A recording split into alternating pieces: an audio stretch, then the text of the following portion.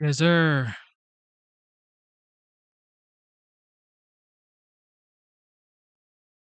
Thank you for tuning in to the live show. You know what time it is. It is your boy Genesis. Welcome back to the live stream. It is currently 3:48 a.m. and today's date is the 4th of January 2025. The fourth day. Yes. How are you doing? It is Saturday. Welcome back to the live stream. Yes, sir. As you all know, Mike Johnson is now the Speaker of the House. Shout out to Local Things. Welcome to the live show. Yeah, Mike Johnson is the Speaker of the House officially. Shout out to the legendary 45th, now the 47th President elect Donald J. Trump, because he endorsed Mike Johnson, and Mike Johnson eventually became the Speaker of the House. So I guess people forget how powerful the endorsement of President OG Donald J. Trump is. Shout out to yeah. Look what thing says. In Philippines, we are so happy that you vote for Trump. Now we can have peace in the world. Thank you and God bless you. Yes, sir. God bless you too, local things. Welcome to the live stream. Yes, sir. We are here. Okay, so without further delay, we're gonna skim through a lot of things going on in the United States. It's probably gonna be like a 2 hour stream. But you know what? Let's get it. Let's get it done. Let's get it done. All right. If you also want to join the membership, it is $4.99. If you want to join the membership of the channel, it is $4.99. Join, ladies and gentlemen. Support the channel by joining the membership. It really helps the channel a lot. If you like the content, if you like the interactions, if you like to be in the chat and keep conversing and making a um, so enjoying a good time in the chat, consider joining the membership. Consider joining the membership. All right. With that being said, ladies and gentlemen, let's get straight into business. Check this out. A House Speaker sometime after that so that lawmakers can get sworn in. However, Politico is reporting yesterday that current House Speaker Mike Johnson does not have the votes to keep his job. Johnson can only afford to lose one Republican vote, Kentucky Congressman Thomas Massie doubling down on his no vote. Nonetheless, Johnson still is positive about his chances of winning on the first round of voting, even telling Fox News that just a few moments ago on Capitol Hill. Now, Johnson met with members of the House Freedom Caucus Thursday, who were reportedly seeking promises on spending cuts and assurances that all members will be involved in high-stakes negotiations. Still, some lawmakers are not ready to commit to a yes vote. Watch. Are you undecided right now? I will make a decision tomorrow. But we had a good meeting with the speaker, discussed some things. I think in a lot of things we agreed. I'm undecided. What do you need to hear still? We're talking about that now. Can you be a little more specific? No, I'm just going to tell you, it's the normal things y'all report on. Physical discipline, securing the border, pass reconciliation, pass Tax Cuts and Jobs Act, pass the 19 other appropriation bills on time. Joining me now is Florida Congressman Greg Steube. He's a member of the House Ways and Means Committee and the Subcommittee on Weaponization of the Federal Government. He's also a U.S. Army veteran who served in Iraq. Congressman, I'm always thrilled to speak with you. I do want to ask you about some reporting that's in the Hill this morning. They're saying that roughly a dozen hardline conservatives are demanding more commitment, and at this point there are no against Speaker Johnson. Basically, they're reporting, and this is one off the record, says they want a commitment for spending cuts. The other thing they want, start using the members to negotiate these bills and what's going to be in these packages. Your reaction? Well, I think the big piece here that is being missed is President Trump. And President Trump has endorsed Speaker Johnson. Look, I will be the first to tell you, and I've said this publicly on many occasions, I'm not happy with the way that Speaker Johnson handled the last year. I'm not happy with the way the CR worked out. At the end of this last year, I'm not happy that we voted on 5 other CRs with the Democrats. But President Trump wants Mike Johnson to get in, get the gavel, get the election certified on Monday, and move about his agenda. We can't do that if he's not Speaker. We can't even function as a body without a speaker. So I think with the president kind of bearing down on what he wants to see happen will have a huge effect on these members. These are Freedom Caucus members where Trump has a ton of sway in their district, and going against the president on the floor in a very public vote like this, I don't think would bode well for them going forward. We want to move the agenda around. And the other piece of this is it only takes 9 members to move to vacate the chair once we pass the rules package. If President Trump isn't happy with the way that Speaker Johnson is handling himself, he will very quickly be removed. All that Trump would have to do is say that he's not happy with the way things are going. Well, you know, Congressman, we've had several lawmakers on the program over the last 2 weeks, and one congressman telling me that, you know, this is about some of these lawmakers. They want the attention. Maybe it's for fundraising. Maybe it's, you know, that those media hits that they get from voicing their opposition to Johnson's agenda, you know, that's more important to them than maybe coming together with the rest of the Republicans to make sure that the business of the American people gets done. And to your point, to certify the election on Monday, January 6th. Now, help us understand how this is all going to play out this afternoon, because is it possible this could be a second vote, a third vote, a fourth vote? How long could this go if you do have some that start to voice opposition to Johnson this afternoon? Yeah, Speaker McCarthy took 5 days, so it could go. The Constitution says until you have a speaker, you can't function as a body. So we keep going. Now, we can take breaks. So if the speaker wants to take breaks to try to huddle with members that aren't supporting him, he can obviously do that.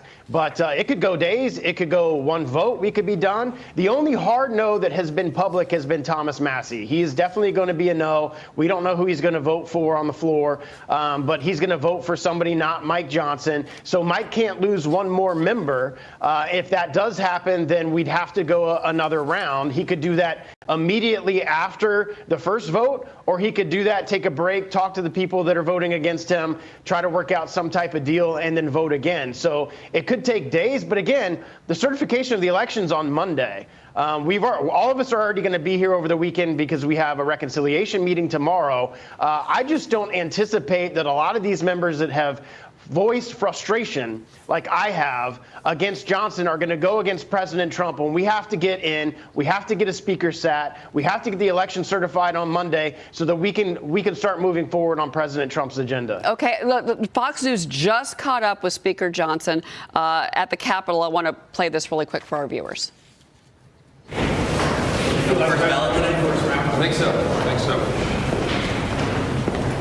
All right, so again, voicing his optimism. I mean, we all know that the legendary OG Donald Trump definitely endorsed Mike Johnson, and some people are like, interrupt real we quick don't trust here, Byron. Mike Johnson. Oh, we don't like the way he is, or whatever. But the fact is, I mean, you don't have to trust him really. Just all people expect is for him to do his job. To do your job, certify the president, the OG, Donald J. Trump, and just be a useful human being in Congress and let the commander-in-chief work.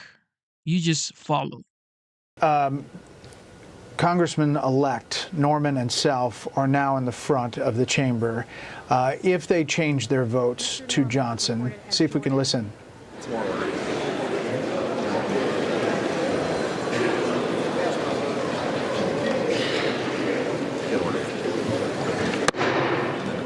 And the fact that Johnson and Jeffries were like just one vote away from each other is like, it is wild. How can the Republican Party have the majority and then Jeffries is like just one person behind, one vote behind? Yeah, this ain't allowed. This isn't what we want for the next 2 years, because the Republican Party has the majority. So you shouldn't be having one vote ahead of the Democratic Party. That's not even, come on, man. House will be in order.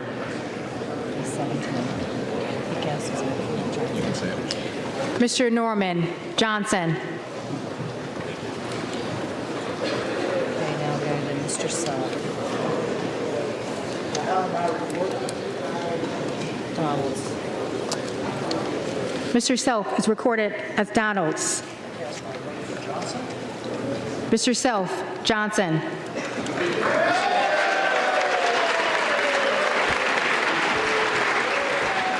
With that, the majority is reached at 218, and once this is gavelled closed, Sandra, we will have a new Speaker of the House for the 119th Congress, and Mike Johnson from Louisiana. Took a little bit to get there, but you see the celebrations on the House floor. Well, no, we had the lawmaker on just a few moments ago who said he had just chatted with two lawmakers that were among those who voted for someone other than Johnson. Said he was optimistic. Sounds like he had a pretty good conversation because this is obviously the outcome of that. And there is probably a pretty elated Speaker-elect Johnson walking back up the aisle there, Brett. Let's listen in. We'll get a gavel here as he's shaking hands with all the folks. We don't know what the conversation was with Ralph Norman or Keith Self. That's Nancy Mace giving him a hug on the floor there. Let's listen into the floor. That's right.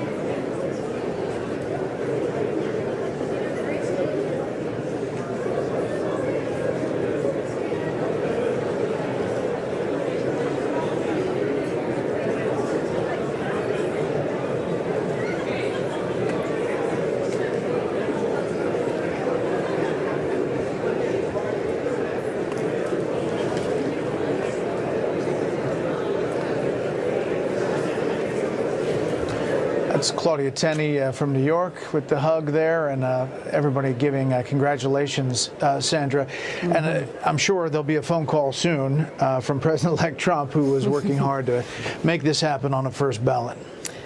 The OG endorsed him. The OG endorsed him. The 45th, now the 47th president-elect endorsed him. And then he has the majority right now. He is the Speaker of the House. So, I mean, regardless of whatever anybody says, like, yo, he's a doc, he's not, he reminds you of Pence or whatever.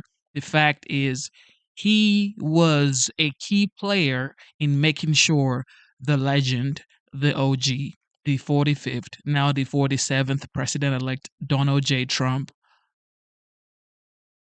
president, he worked hard. Mike Johnson worked hard during the campaign, during the rallies, during the roundtable conversations, during the elections. He worked hard. It's not just Mike Johnson, obviously. There's Elon Musk. There's Marjorie Taylor Greene. There is the whole Trump family. There is, Joe Rogan. There's a lot of people, podcasters, Aiden Ross. A lot of people tried their best to make sure the legend became the 47th president-elect. However, Mike Johnson was also a key player. You could like argue, but Mike Johnson did what he had to do to put Trump up there. So it is what it is, man.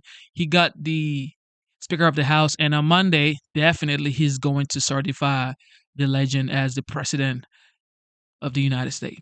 Now, Molly Hemingway, we have been talking throughout, watching this happen, and this is how this goes. Pretty historic moment as we saw the two lawmakers approach the front there and change their votes to Johnson. Your thoughts, Molly?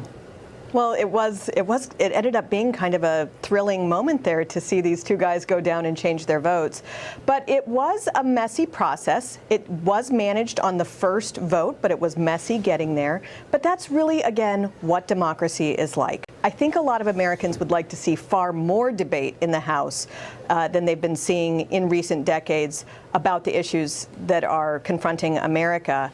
And this, might be the prologue of some interesting debates as we have new and fresh ideas about how to improve our state of government. But I think Mike Johnson probably understands, too, that he needs to improve over, not that he hasn't done a completely capable job in the last year, but that he needs to improve over what he's done and start getting more deliverables for Republican members and their voters. And that'll be much easier for him now that the Senate is going to be under Republican control and the White House as well. Byron York, you were interrupted before. Thoughts about this as we move forward and the Trump agenda and what happens now as the certification of the election happens January 6th? I think this was the Donald Trump effect because exactly. He's the president-elect. He is wildly popular in the Republican Party, and any Republican member of the House who's standing up against what Trump wants has to answer for that. Of the state of Louisiana Let's listen in. received 218.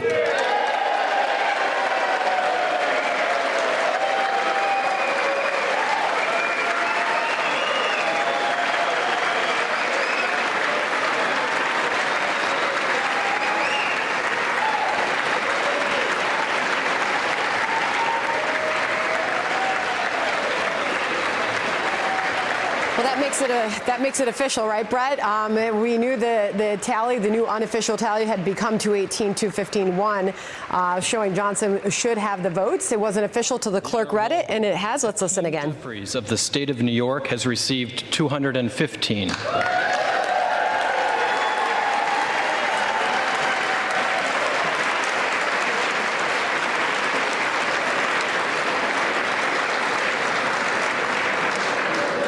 And the Honorable Tom Emmer of the state of Minnesota has received 1.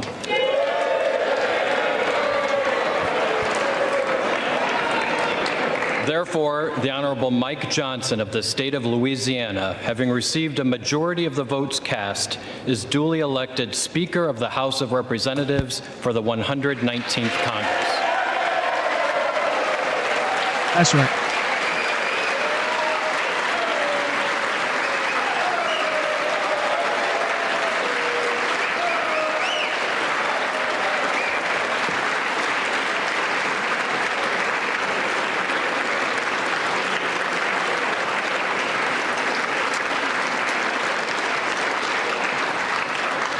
The clerk appoints the following committee to escort the Speaker-elect to the chair.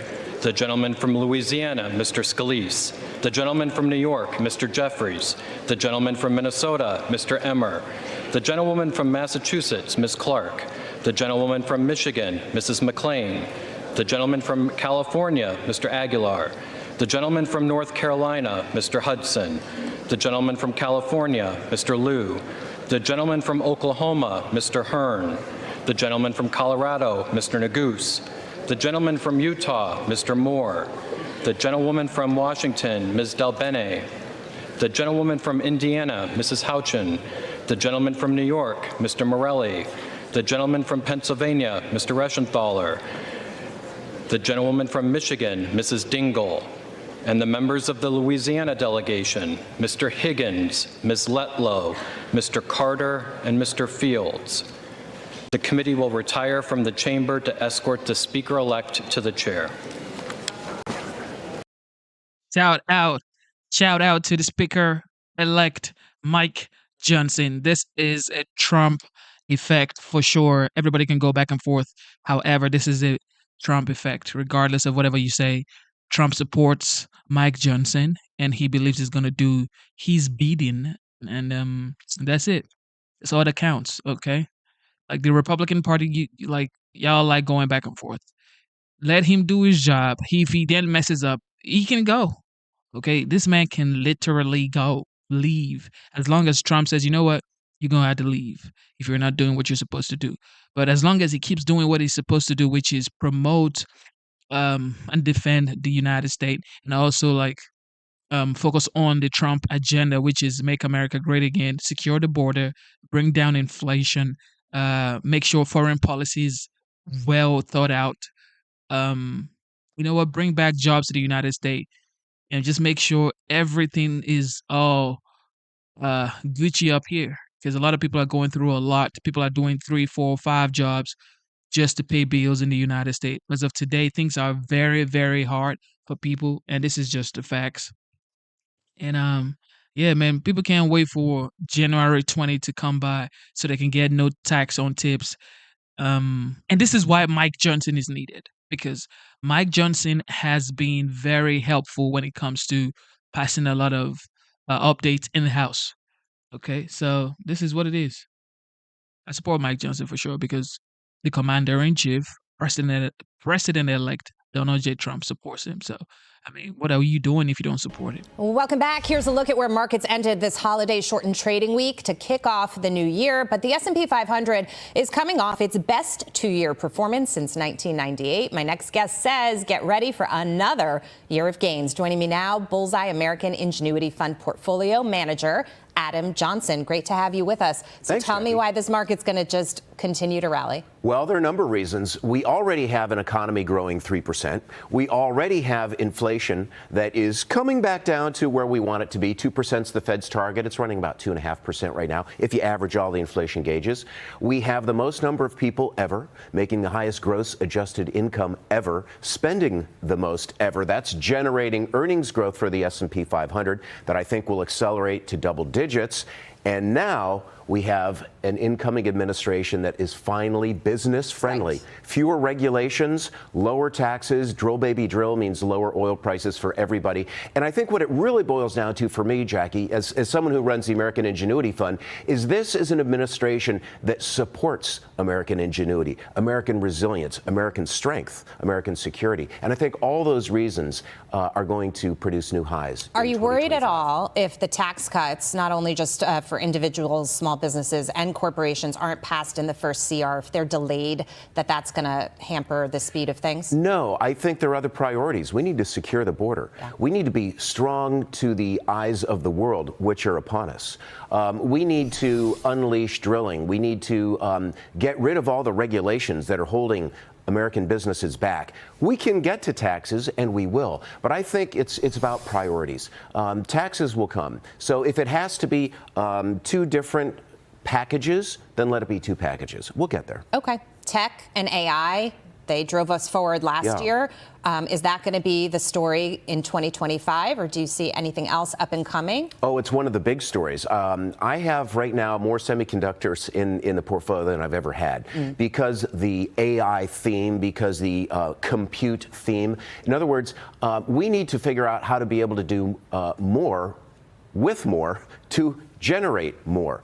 And the way you do that is by increasing the power of computers, from semiconductors to the wiring to the data storage that's behind it. So that's an incredibly powerful theme. Robotics, an incredibly powerful theme that ties into artificial intelligence. Just look at what's happening with logistics. One of the companies that we own in the portfolio, Symbotic, is converting all of Walmart's 47 warehouses into robotic warehouses. Yeah. And think about that. You know, you don't need people to run these things. The lights can stay off. That saves electricity. But you do need artificial intelligence that helps you figure out how to get material from A to B in a smoother, faster manner without people doing it. So you're bullish. Oh, yeah. There are some out there saying this market has run too far too fast and we might be due for a pullback or possibly a correction. Yeah. What do you think? Well, we've kind of already had one, right? I mean, December was a little ugly. Some of the names in my portfolio were down a fair amount. That was in part because inflation kind of peaked its ugly little head up, and bond yields went up. And when bond yields go up, stocks tend to go down. So if you look at the S&P 500, we're down 5% in the month of December. For the NASDAQ, it was more than that. For small caps, it was about 11%. So we've already kind of had a little mini correction. I've done some buying because I think we are going to see new highs. And over the course of last year, by the way, we actually had 4 corrections of anywhere from 8 to 11%. That's just a natural part of what happens. I mean, people forget. But you'd be buying those dips. Oh, yeah. Well, look at what happened with NVIDIA. It had 3 corrections of more than 20% last year. Yeah. So you have to buy those dips, and you have to be willing to actually step in. That's part of managing money, right? It's managing risk. Meanwhile, I want to get to this because it's a rare event in Washington. Senator Bernie Sanders actually applauding a proposal from President-elect Trump capping credit card interest rates at 10%. Sanders saying that he hopes Trump is going to support his upcoming legislation on this at a time when credit card defaults, of course, have been at their highest in 14 years. What do you make of this alliance capping these interest rates? Things have been tough for consumers for sure. And I'm not even gonna cap. Like the 10% interest rate cap, it is absolutely very, very important to Americans and for a lot of struggling Americans. Like, look, people are here in the chat saying, well, why is Trump selling stuff to struggling Americans? It is called capitalism, my dog. It is called capitalism. Why would you, are you going to tell McDonald's to not sell burgers because people are not making enough to pay their bills? Are you going to tell Amazon to not keep selling? Are you going to tell um, Walmart, Kroger, Publix, Wendy's, Chick-fil-A, Tesla, Microsoft, Apple, like this is what America was built on. Buying and selling. Okay. You buy on the chip, you sell on the high. That's what it is. Okay. This is just what it is. It's what has made America what it is today. Okay. This is why a lot of people want to come to the United States and work their butt off to become something. Okay. People travel from all over the world, come here to live the American dream because this is the country where you buy stuff on the low and you sell on the high and people are willing to buy. Okay, so you either be the consumer or you be a manufacturer, a producer, and you could be both. Okay, because regardless of whatever you do, you still have to consume. You still have to consume. Like I gotta go to Publix. I gotta buy food. I gotta make sure I got internet on my phone. I got a phone to call my family. I got a computer. I got a speaker. I got water. I got food. I still have to consume as well. But at the end of the day, you just have to choose. Okay, are you gonna just consume, or are you gonna, in some way, shape, or form, be a producer as well? It is just what it is. You can hate on the game and say, well, look, I hate rich people. Rich people are the problem. Tax the wealthy. Well, good luck. But as you mentioned, they've still been spending. Yeah, people are still spending. Well, I am someone who believes that smaller government is better government. So I don't like anything that gets in the way of a free market. I don't like caps. Quite frankly, I don't even like tariffs. They get in the way of the free flow of goods and services. So yeah, capping interest rates, that to me doesn't sound appropriate. It doesn't sound right. It's government getting Man, cap the goddamn interest rate. too involved in people's business. No, if your debt is too high, that's your problem. Stop spending. Stop spending. Of course, I mean, I'm not even gonna cap. If your debt is too high, stop spending. I get it. However, it's like if everything is so expensive, and then you have a commander in chief like the OG legend Donald J. Trump saying he wants to cap interest rate at 10%. I think that's very thoughtful. And this is why and how you know that this guy is actually for everyday Americans, the truck drivers, the construction workers, the plumbers, the painters, the carpenters, the welders. This is how you know he's for the everyday Americans because he's trying to cap interest rate. The elites don't like that because this is how they get paid. They get paid with or through banking. Okay, the more you consume, the more they get paid. So you can tell that guy is saying, you know what? I don't think Trump should do that. And Trump is saying, I want to do it. That's how you know this guy actually is for the people. Don't turn it into something that now requires a government bailout. You know, the old expression, any government that's capable of giving its citizens everything they want, in this case, caps on interest rates, is equally capable of taking it away. Smaller government is better government. No, we should not get involved with capping interest rates. I hear you on that. Yeah. Great to see you, Adam Johnson. Thanks Thank you so having me. much. It is what it is. Now, traders Keith Fitzgerald and John Najarian. John, it's not just One thing I know for a fact is this next 4 years, there will be so much opportunity for everyday Americans, for everyday regular person like me and you, that isn't like in that league of hundreds of thousands of dollars every year or millions of dollars every year. And this will be the window to open up your horizon and expand your horizon and see that anything is possible. This next 4 years, there would be so much opportunity for sure because Trump is a businessman. You saw how life was from 2016 to 2020. You saw how things were affordable. Gas was at its lowest. Mortgage rate was at its lowest. The border was secured. People had money in their pocket. So now this is 2024 and he wants to do even better. So, this ain't tax the rich. Look, When you tax the rich, you are indirectly taxing the broke as well. Because this rich people that you're trying to tax, they don't even pay taxes on income, like no income tax basically, because they get paid in stocks. So you're saying tax the rich. Essentially, what you're saying is increase taxes on corporations. And if you increase taxes on corporations, the people that are hired in those corporations are regular everyday Americans. And everyday regular Americans would get that recouped on their paychecks. Okay, they're gonna get more money taken out of their paychecks because the government is taxing those big corporations. So when you say tax the rich, it's like Elon Musk doesn't even get paid in cash. Okay, these people don't get paid like the regular people that gets paid every 2 weeks or every 5, 6, 7 days a week. These people get paid in stocks, and then they take a loan against the stock. So Elon Musk probably gets paid like $50 billion in stocks, and he goes right straight to Chase and says he wants a loan for $20 billion. And Chase says, right straight up, we're gonna give you $20 billion loan because they know he has the cash in stocks. These guys don't get paid like you get paid, and you cannot pay taxes on interest on loans. I mean, I'm not a taxpayer, but this is just common regular knowledge. Just equities joining the January party here. We've got Bitcoin once again gaining as well. Oil is up. West Texas Intermediate in the aftermarket is moving well above more than $73. So it's at $74.09 at the moment. That's an 11-week high. What are you gleaning from the bigger picture of the price action today for investors? Well, you've talked about two of them just right there, Liz. One of them, Bitcoin, obviously, there's a lot of stocks that are tied to it. MicroStrategy, one of them. But that's a very, very leveraged bet on Bitcoin. So we noticed a lot of unusual activity, Liz, in TeraWulf, which is symbol WULF.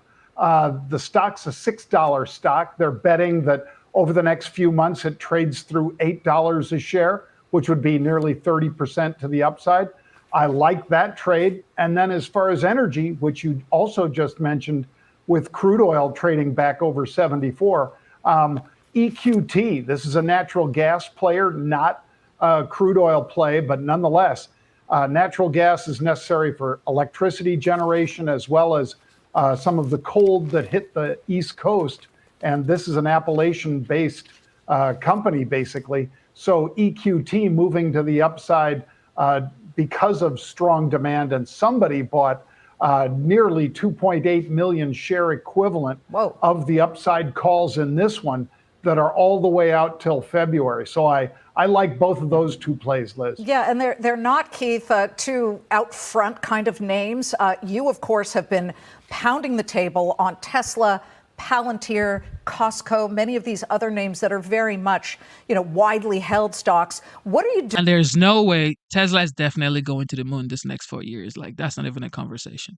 When you look at these rallies that we're seeing at the moment in different echelons of the market? I mean, the VIX is falling. There doesn't appear to be any concern, even when there was that moment during the speaker vote where it looked like Mike Johnson wasn't going to pull it out, which he eventually did with the majority of 218 votes. Some confusion there, but the market never wavered. What does that tell you? Well, number one, it tells me that it's going to be hard to wipe the smile off my face because I think what that portrays is a lot of activity, a lot of money still on the move, a lot of hungry money looking for great companies at the right point in time. So, you and I have talked about this for a long time. When you're on a winning horse, you want to ride it all the way to the end of the race. You don't switch in the middle unless you have a compelling reason to do so. Okay, so that tells me you're staying with names like Palantir. But John, when you look at valuations, because I know you do, even when you're trading options as well, does the market look expensive to you at the moment? Certain parts of it certainly do, Liz. But that's not to say that they won't do what stocks tend to do, and that is have a pullback and then a race again to the upside. When you and I were together in Florida recently, we talked about a lot of those small nuclear plays, for instance, those small modular reactors. A lot of those got hit as people were taking profits. And then today, many of them are up over 20% in a single session. That's like Oklo, OKLO, as well as NNE, nanonuclear, and so forth. Okla's up, hey, SMR. John, Okla's up 23.25% right now. And I think that's. They're just putting the whip to it. Yeah, but you got to strap in for a very wild ride. Isn't that right, John? That is very correct. And these won't have significant revenue for several years, but sort of like the AI plays, sort of like the quantum computing plays, these bets into the future are likely, the survivors of this are likely to be several $100s, not $20, not $30, but you're going to have to be a patient investor. And as you said, you're going to have to tolerate some pretty significant volatility, just like Keith just spoke of. You know, Keith, you, along with Sarge, who, of course, is one of our traders on the show, and of Buffett, Warren Buffett says, don't buy stocks on an up day. Buy your preferred stocks on your shopping list when they are down. I was talking to my two very young nephews. They're in their early 20s, and they are so smart about buying stocks. They have little shares of different companies, and they watch the market really closely. But I ordered them. I said, you do not buy any of these stocks when they are moving higher. Wait for even just a tiny pullback. Is that still the right advice in 2025? Well, there's no question, and John alluded to it. You know, you wait for the pullback, and the reason you wait for the pullback is because that's when emotions are running high, and most people make exactly the right decision at precisely the wrong moment, meaning they run in fear instead of investing in optimism. So me personally, yeah, the worse the fall off, the worse the headlines, the worse the fear, the more aptly I'm going to go shopping and the deeper I'm going to buy. John, everybody's talked about the Russell, and when's that big moment where the market broadens out to many smaller names in the small and mid cap index? Do you see any of that? I mean, you look at those names as well. Yeah, I do. And I will see some of that happening. But right now, Liz, one of the big things that's the biggest impediment in my mind isn't the speaker vote. It is the 10-year bond. And we need a break of that fever. We need that 10-year bond, the yield on it, to come down. So bonds up, yield down. That's what we need. That will certainly be manna from heaven for the small caps and the NASDAQ for that matter. You mentioned it's up 1.7%, I think, on the day. You'll see it do another one of those on any kind of serious breaks. Can you have it all, though, guys? Can you have, because we have a pretty solid economy right now. All of the data show that. I mean, you had Barkin today. He, of course, Richmond Federal Reserve Bank President Barkin was coming out today, and he said he's still a little bit worried about inflation. He basically said he's in the camp of staying restrictive for longer. He has a message loud and clear, though, from businesses that. Thank you for tuning in to the live show. You know what time it is. It is your boy, Genesis. Shout out to everybody on the live chat. Okay, somebody spoke about Hurricane Helen. I was definitely affected by Hurricane Helen. I didn't have power for about 9 days, and there was no internet for about 22 days. I had to take my family from here to a close city or a nearby city, and we were at an Airbnb for about 2 weeks. Yeah, it wasn't pretty, man. It wasn't pretty. But, you know, as always, God is in control regardless. Consumers are more price sensitive, so things are balancing. The consumer's calming down a little bit. Inflation is closer to 2%, not quite there yet, so he's not entirely sold on immediately chopping rates again. But Keith, give me your sense of this, because you got a strong economy. Why would the 10-year yield start coming down? Well, you got a couple things, right? The election is out of the way, the uncertainty is off the table, the Fed's been benched, and you've got great big companies in particular who are moving forward with globally unprecedented themes. So it's absolutely possible to be economically cautious, but a market bull. And the mechanics of today's markets are very different than the economic models that guys like that use to make their statements. Yeah, I know. Guys like that and guys like you guys. I'm listening to you guys, so we're thrilled to have you. Thank you. Happy New Year to you both, Keith Fitzgerald and John Najarian. Shout out to Mike Johnson one more time. I cannot wait for Monday. Certify this man. Let's get it. Certify this man and let's get it, man.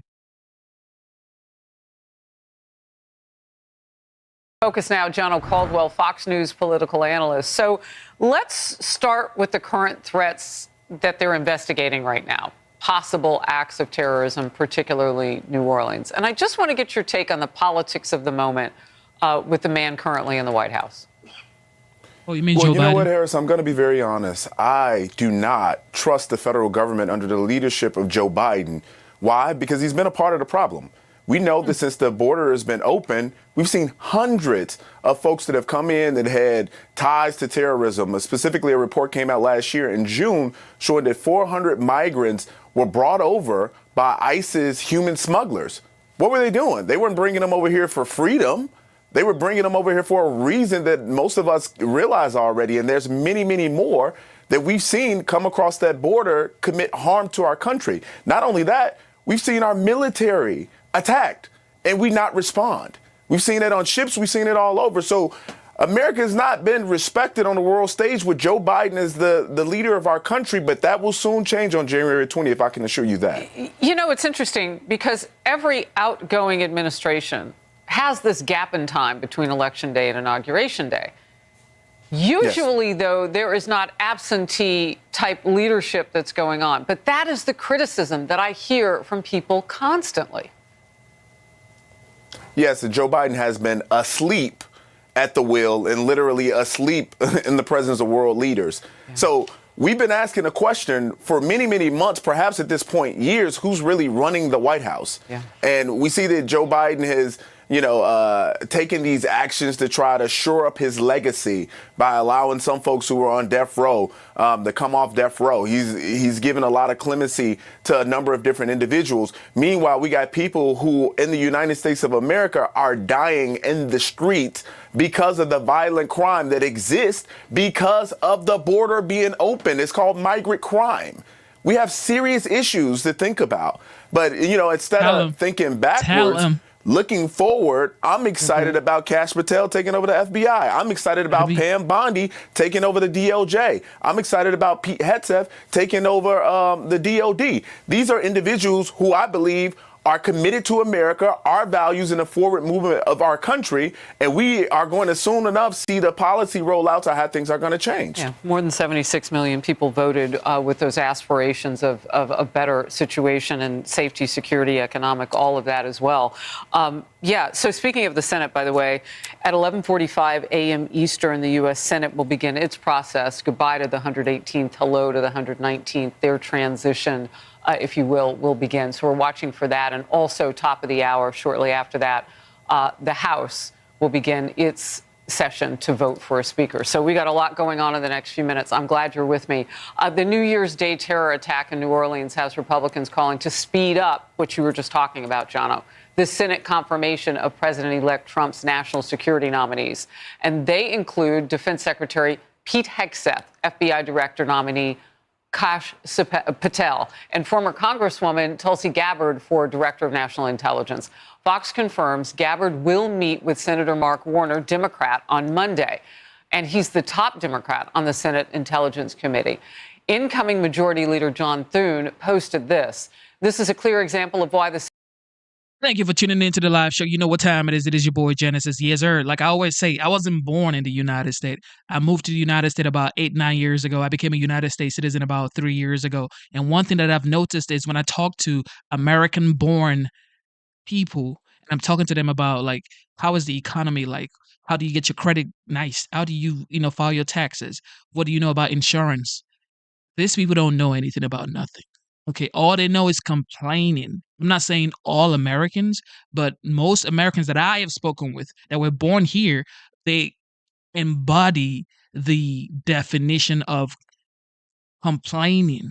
All they know is complain. This is just a joke. Oh, they ain't gonna do nothing. Man, I don't want to bother myself watching that. I don't want to be this. I don't want to be that. Okay, so you don't want to be a part of it, but you want to complain. So what are you gonna do? What are you going to do? You're not going to be a part of it, but you want to complain? That's all you're going to do, complain? You don't want to know how the government works? Oh, our votes don't count anyway. I'm not voting. So what are you complaining about? When I ask people, what's the gas prices history been? They're like, I don't care about the gas prices. I don't check the gas prices. I just buy my gas and get it fuck out of there. It's like, bro, so you don't check the gas prices? Come on, man. Like, people come all the way from different countries, come to the United States to enjoy the benefit of the United States. And then you have people who were actually blessed to be born in the United States and they take it for granted. It's like, why would you take it for granted? Why don't you want to get involved? This ain't a joke. This is real life.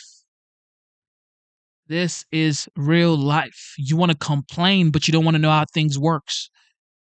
You want to complain. That's all you want to do. It's like, can you actually be a part of the process? Can you vote? You see Americans that say, you know what? I'm not voting for either party. It's like, bro, what are you doing not voting? Like, then you're going to complain when things go south. They're like, you know what? The person in the White House does not affect me. Yes, it does. Yes, it does. Go to New York and see how the lady on the subway was set ablaze. On the subway. You think the person in the White House didn't have anything to do with that? With the open border policy? So it's like, you got to be smart. You got to be smart, man. You got to be smart. Just like the mortgage rate right now. What was the mortgage rate in 2019, 2020? And what is the mortgage rate right now? The person in the White House has nothing to do with me and my family. Yeah, they do. Yeah, they do. Absolutely, they do. You better get in line. Senate must get President Trump's national security team in place as quickly as possible. Incoming Majority Whip John Barrasso says lives depend on it. And Senator-elect Bernie Moreno says every single national security nominee should be confirmed and ready to protect America by January 20th. So that rubber stamps what you were just saying. Let's take it up a notch. The fight will be mighty because the legacy points that we've seen flexed with Joe Biden, Democrats in Congress and the Senate are going to want to do the same thing. Many of them are going to face elections coming up in 26. That's right. But we got to keep in mind that the American people, given this administration is coming in a massive mandate, and we got to get those folks confirmed. It shouldn't be Republicans in the Senate fighting and seeking to find a reason not to vote for one of these nominees. All of them should be confirmed swiftly. Yeah. I mean, because you probably, just like in the House now, you found out they're all voting for Hakeem Jeffries. Probably not going to get a lot of help from the Democrats. But it is great that these nominees are meeting with everybody on the Hill. Like Senator Warner, That's right. Very tied to helping military families. So it's good. John O'Caldwell, thank you. Hey, everyone. I'm Emily Campagno. It is what it is, y'all. Somebody said, I bought my house in 2023 and got stuck with a low mortgage at 756. I mean, historically, that is a low mortgage rate. I'm not even going to cap. However, in 2019 and 2020, if you got your house in 2019 or 2020, you would have probably had like a 2.93% mortgage rate. And this is just facts.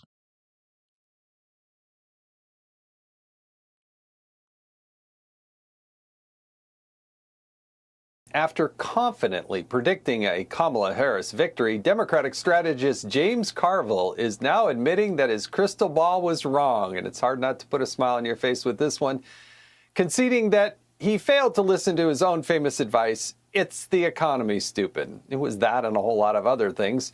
Carville also proposed that the Democratic Party needs to go big and go populist after losing the economic narrative. But here's another piece of advice Democrats should consider. Stop nominating terrible candidates. Just today, Kamala Harris seemed to forget the words of the Pledge of Allegiance. Watch this.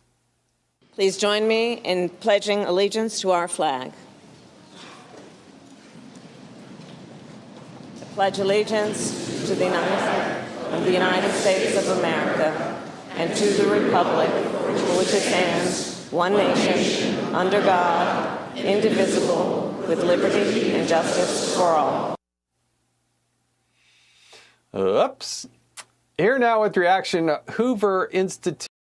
Come on, man. She didn't forget the Pledge of Allegiance. Come on, man. Come on, y'all. Come on, y'all.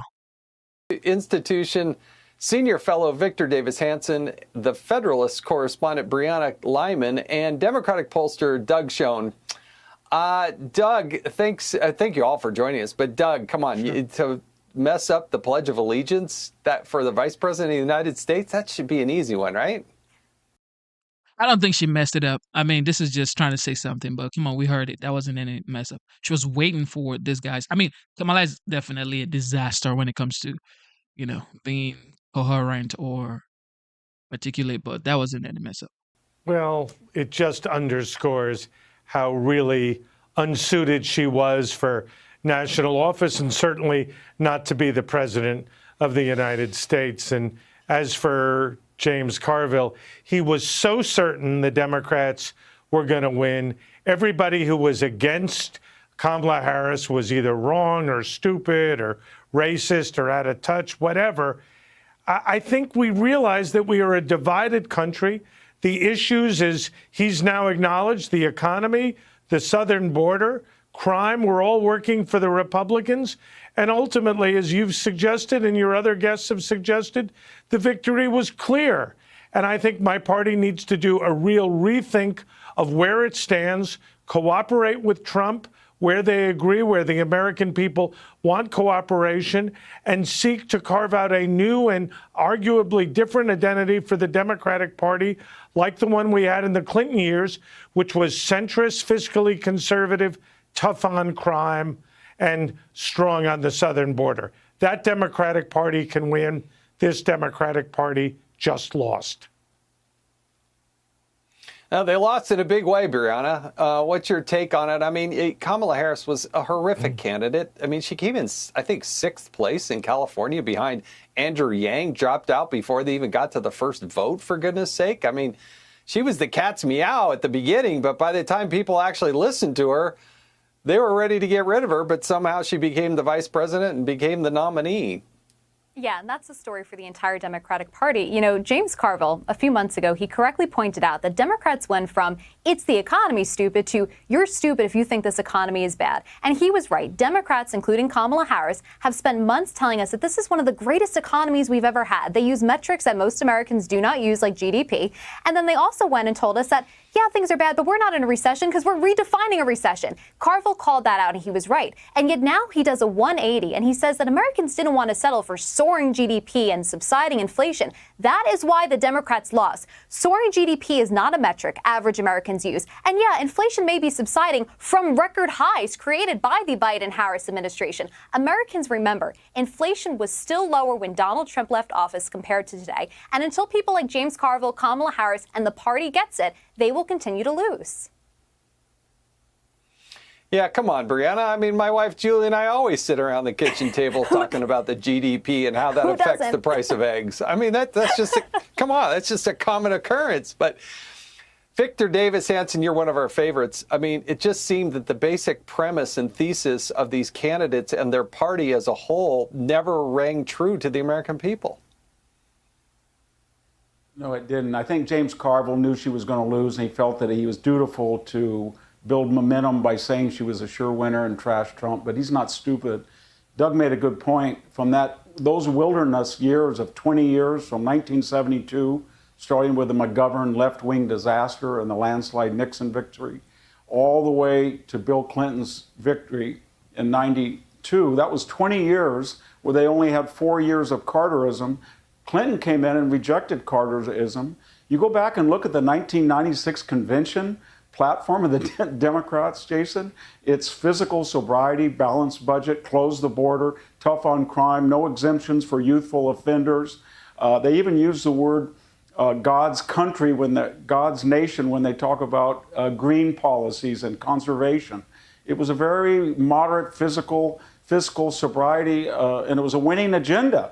And they renounced that, and they rejected it, and they went into first a progressive Obama period, and then this French Revolutionary Jacobin crazy period, and they destroyed the party. Carville knows that, and he knows what he has to do. He's got to go back to the 1996 platform.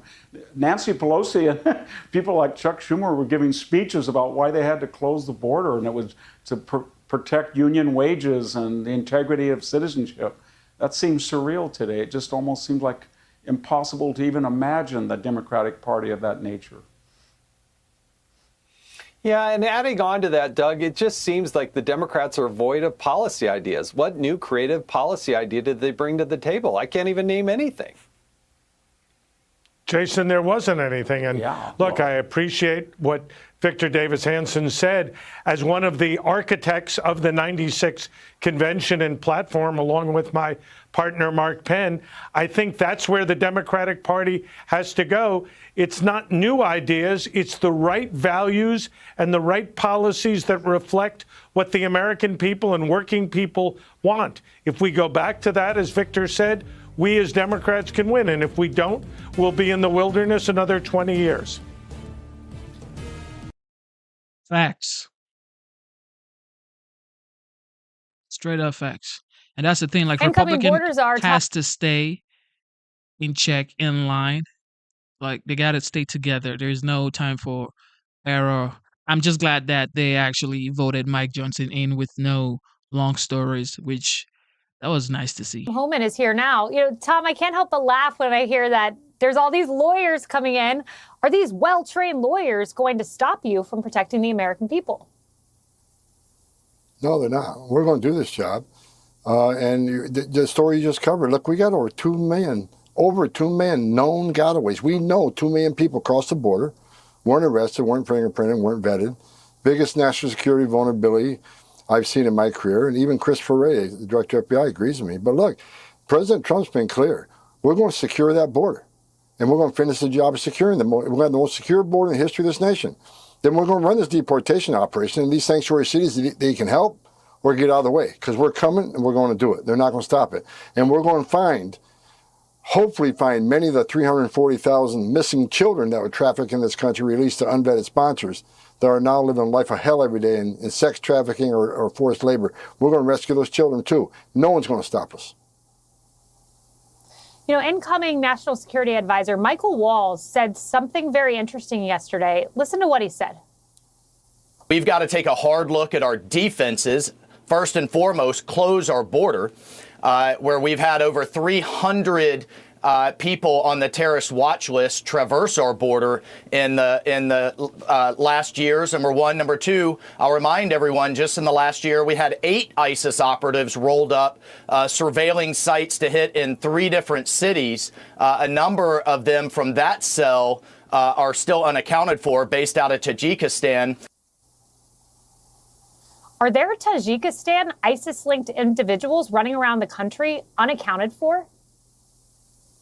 Absolutely. And let's remember those 8 Tajikistans. Well, Secretary Mayorkas, they were released. They were vetted too. What happened? Look, here's what people need to know. When Secretary Mayorkas says people are vetted, they're vetted through NCIC, our criminal database. Most countries don't have an NCIC. And if they do, they don't share the information with us. And as far as terrorist vetting, most terrorists in this world aren't in any screening database unless they're arrested or involved in a Title III undercover wiretap and call on a chatter, unless they're encountered on a battlefield by DOD and there's a retina scan done or some sort of biometric information entered in the database. We don't know who most terrorists are in this world, so they can vet all day long. The answer is stop, catch, and release. Detain these people. Let officers go through their pocket trash. Let them do deep dive investigation, find out exactly who these people are. And that's what we want. We want to stop, catch, and release. That's what President Trump's going to do. We're going to put a stop to this madness. Tom, I only have a few moments here, but one of the challenges laid up by the Wall Street Journal is that Eisenhower, who had mass deportation, had mostly migrants that were from Mexico. So it was much easier to send a group back. Whereas today, you have immigrants from Ukraine, from Tajikistan, from China. Are you going to be able to organize these flights out and get these countries to receive these individuals back? Yes, because President Trump is the strongest president I ever worked for. I've worked for 6 presidents, starting with Ronald Reagan. No one's better at border security than President Trump. Well, his success is unprecedented. He's a strong president. When I was ICE director, El Salvador went take back MS-13 criminals. It took President Trump 24 hours until we were removing people to El Salvador. Mexico didn't want to do the Remain in Mexico program. It took President Trump 48 hours to get Remain in Mexico in place. President Trump's a strong president. He puts America first. If other countries want to help us, he can demand to help us. If it's a threat of tariffs or whatever. President Trump is America first. He's the strongest president I've seen in this country. You're going to see the difference starting January 20th. There you have it. There you have it.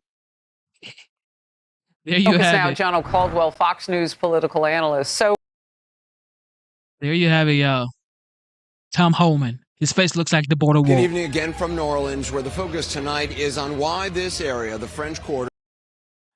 Okay. What do we have right here? This is an ex-CIA director reacting to the New Orleans attack. I know you guys have heard about the New Orleans attack because we streamed 2 days ago and yesterday about the New Orleans attack, and also the Tesla explosion due to fireworks in front of Trump International at Las Vegas. Both men were military, United States. Both served at Fort Bragg and also served at Begin were with new deployed to information Afghanistan. on the explosive devices planted by the New Orleans attacker. Officials are telling our John Miller that the attacker, who drove a car through that crowd in the early hours of New Year's Day, murdering 14 people, injuring dozens more, used a rare organic compound not previously seen before in the United States. And officials are trying to determine exactly how the attacker may have obtained it. These are crucial new details. We have more on this coming up here in just a moment, and it comes as we are having more information coming in on the man who blew himself up in a Cybertruck outside the Trump Hotel in Las Vegas. Officials just releasing video of Matthew Livelsberger stopping at a charging station en route to Las Vegas. You can see him there walking towards the vehicle, appears to get inside of it. Now, officials say that his act in front of the Trump Hotel was a suicide. They say Livelsberger was suffering from PTSD and had trouble in his personal life. We know Livelsberger was active duty. He served in the special forces. He'd served in Afghanistan. He was a highly decorated military member. Similarly, the New Year's Eve attacker in New Orleans, Shamsuddin Jabbar, also served in Afghanistan, also decorated for his service. His commander in Afghanistan tweeting today, quote, "I am in utter disbelief. He was a great soldier, someone who showed discipline and dedication. To think that the same individual who once embodied quiet professionalism could harbor so much hate, leading to such unspeakable atrocities, is incomprehensible and heartbreaking." But a newly uncovered audio file uploaded by Jabbar about a year ago offers a look into his religious beliefs.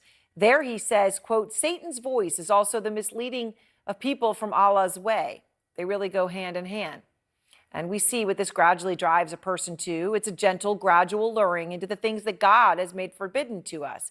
The intoxicants like marijuana, alcohol, sedatives, opioid stimulants, and others. But despite the military and service similarities between the two attackers, officials say that the two incidents are not connected. But still tonight, law enforcement is on high alert as the Department of Homeland Security and the FBI are warning of possible attacks.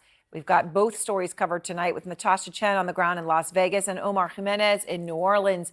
And Omar, let's start there with you with this breaking details here that we are learning. What have you found out?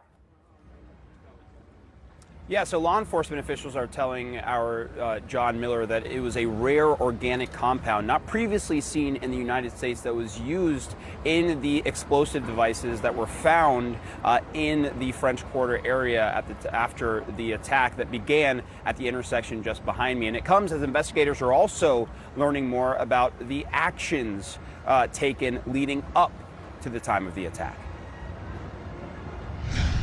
Tonight, investigators saying they've determined that 42-year-old Shamsuddin Jabbar set fire to the Airbnb in New Orleans where he was staying ahead of the attack. Authorities say he set a small fire in the hallway and strategically placed accelerants around the house as part of his effort to destroy evidence. All of this as federal authorities are now warning law enforcement across the country to be on the lookout for potential copycat attacks. So you're the council member that represents the French Quarter. How would you assess the ability to prevent something like this before New Year's Day in this area? Well, seeing how it hadn't happened before, I would assume that enforcement figured that we had it pretty under control.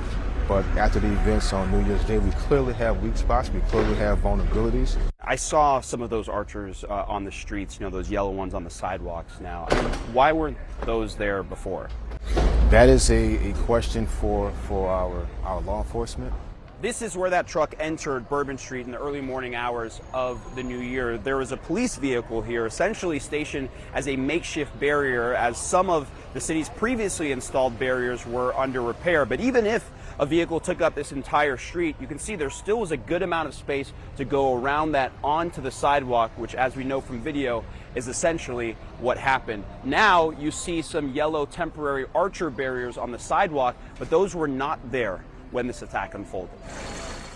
The city police department has made clear in recent days that barriers previously installed to try and prevent vehicles from coming down the street were under repair ahead of February's Super Bowl in the city, and many of the current measures in place are temporary. But going back years to 2019, a private security firm warned the risk of terrorism, including by vehicular attacks, remained, quote, highly possible, and recommended the vertical safety structures that can move up and down, known as bollards, be fixed. And Now, a lot of people are saying this happened based of incompetence. Is that what you guys think? People are saying this is just sheer incompetence, and this is reflecting off of our president, commander in chief, right now. This is what people are saying. But anything can happen, regardless. However, it's like there was also like a update, and there was a sort of like a warning that there would or there may be like a threat where somebody's going to drive by a large crowd, and that has been known to I guess the FBI, and they passed that information over. So it's like, if that information was already there, why wouldn't they like take precautions? Like precautions should be taken before large gathering like that. But like I said, it's just displaying to me like some sheer incompetence. And improved immediately. That didn't happen. It's still a bit unclear as to what took so long. We are definitely going to look into this as a council to figure out who had the contracts, if they were tied up where, why was this moving forward. For some business owners who were open at the time of the attack, it was traumatic. It wasn't just like a random shooting or something or whatever. This was like, you were seeing it all down the street. The extra barricades are a welcome sight for him. It's very nice to see him, and we know we have more to go. I'm happy to see them all, and I'm happy to see, all the police officers. And there is still a police presence at the entrance to Bourbon Street here. Now, obviously, we have the Super Bowl coming up next month here, and I actually asked that city councilman if he was satisfied with the security assessment or the security efforts that they've seen so far. He says those sidewalk archer barriers are just the start of what he would like to see in the wider safety picture. But of course, as you heard, he did believe there were clearly some vulnerabilities. He does expect them to have more security in the lead up to that big event, Aaron. Out front now, Leon Panetta, former defense secretary and, of course, also former director of the CIA. Director, I wanted to start with you, if I may, we've got a lot of breaking details here, but with what John Miller is reporting on the New Orleans attacker. He is saying that the attacker used a rare compound, an organic one, that until now had never been seen as used in the United States, and that officials at this point are still trying to determine how the attacker may have obtained it. We don't yet have details on exactly what it is, what made it so rare. So I understand there's crucial pieces of this missing, but we do know rare organic compound never before seen used in the U.S. What does that even say to you? Well, it goes back to the fundamental finding here, which is that he was essentially a lone wolf terrorist who was inspired by ISIS. And what that means is that in many ways, even though there may have been nobody to connect with them directly, that being inspired by ISIS and following ISIS, and if ISIS was aware that there was this lone wolf that was operating in this country, I think there has to be a very careful investigation as to how a compound that resulted in or that could have resulted in additional explosions, how that found its way into his hands. I think it is something we've got to pay attention to, because I think this is a dangerous moment if we're facing other lone wolf terrorists in this country. Incredibly dangerous. And, you talk about ISIS, certainly he was inspired by ISIS at the least. But what I find interesting, Director, is that ISIS has not yet claimed responsibility for the attack, which in some cases, when these horrific things happen, even if it's simply inspired by ISIS and not directed by or known by them in advance, they still celebrate it, they take credit for it, they acknowledge it. They have not done so in this case. Why do you think that could be? Well, I don't read a lot into that because I suspect that ISIS understands that they were the principal inspiration to this terrorist. And if that's true, and if there are others like this individual who are being inspired by ISIS, they're not going to step out there and claim a lot of credit at this point in time. So I don't think we can read a lot into ISIS not claiming credit. But the fact is they were there. Look, in the intelligence business, I have to tell you, the one thing we worried about the most were lone wolves. How do you track them down? How do you try to protect against this kind of random terrorist act? It is very tough to do. And that's why when it happens, it's got to raise a lot of concern about whether or not intelligence and law enforcement are paying enough attention to the potential for other lone wolves. I remember this conversation, having it with you so many years ago when you said this was your largest, your single biggest concern. Director, are you concerned that you have two individuals, and obviously they are not related as far as we understand them in any way, but decorated military, one active duty. How much does that worry you? Well, obviously, as a former Secretary of Defense, I don't like the idea that former soldiers who served well, at least during the time they spent in the military, that somehow there was something that happened that then turned them into terrorists. What that was, we don't know. Look, I don't think there's a direct. And this is why people are just like being skeptical, because if both men were military and ex-military, it's like, what happened? They both were in Fort Bragg. They both were deployed to Afghanistan, but maybe in different times. But what happened? What changed? These men were lovers of their countries. They loved America. They loved the United States. They served the United States. So what happened? What changed them? Connection here between military experience and suddenly becoming a terrorist. But I do think that what it means is we have to pay attention to people who have served, who have been in action, pay attention as to whether or not they are potential targets for ISIS to try to inspire them to conduct these kinds of. This is sad. This is sad, yo. This is absolutely sad. This man were supposed to be Breaking heroes. news, officials now say the cyber. This man was supposed to be heroes. Now they are, they're not heroes, basically.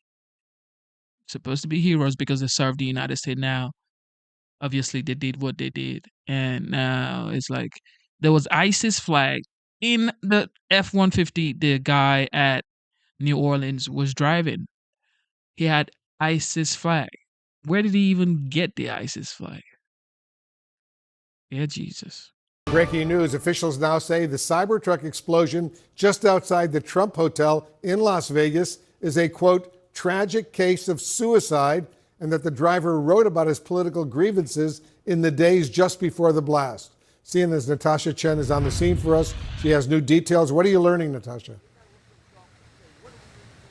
Well, Wolf, we learned a lot from the investigators today at a press briefing who shared some excerpts from writings that they believe were from Livelsberger. They shared those excerpts with the public in hopes that that can shed some light and give context to why this might have happened. Generally speaking, these writings were talking about political views, challenges that he had both personally and looking at situations abroad that the United States was dealing with. He had a lot of grievances that he was writing about, and they described a notes app on his phone where he kept a sort of daily activity log of the 10 days leading up to the explosion that happened right behind us here at the Trump Hotel in Las Vegas.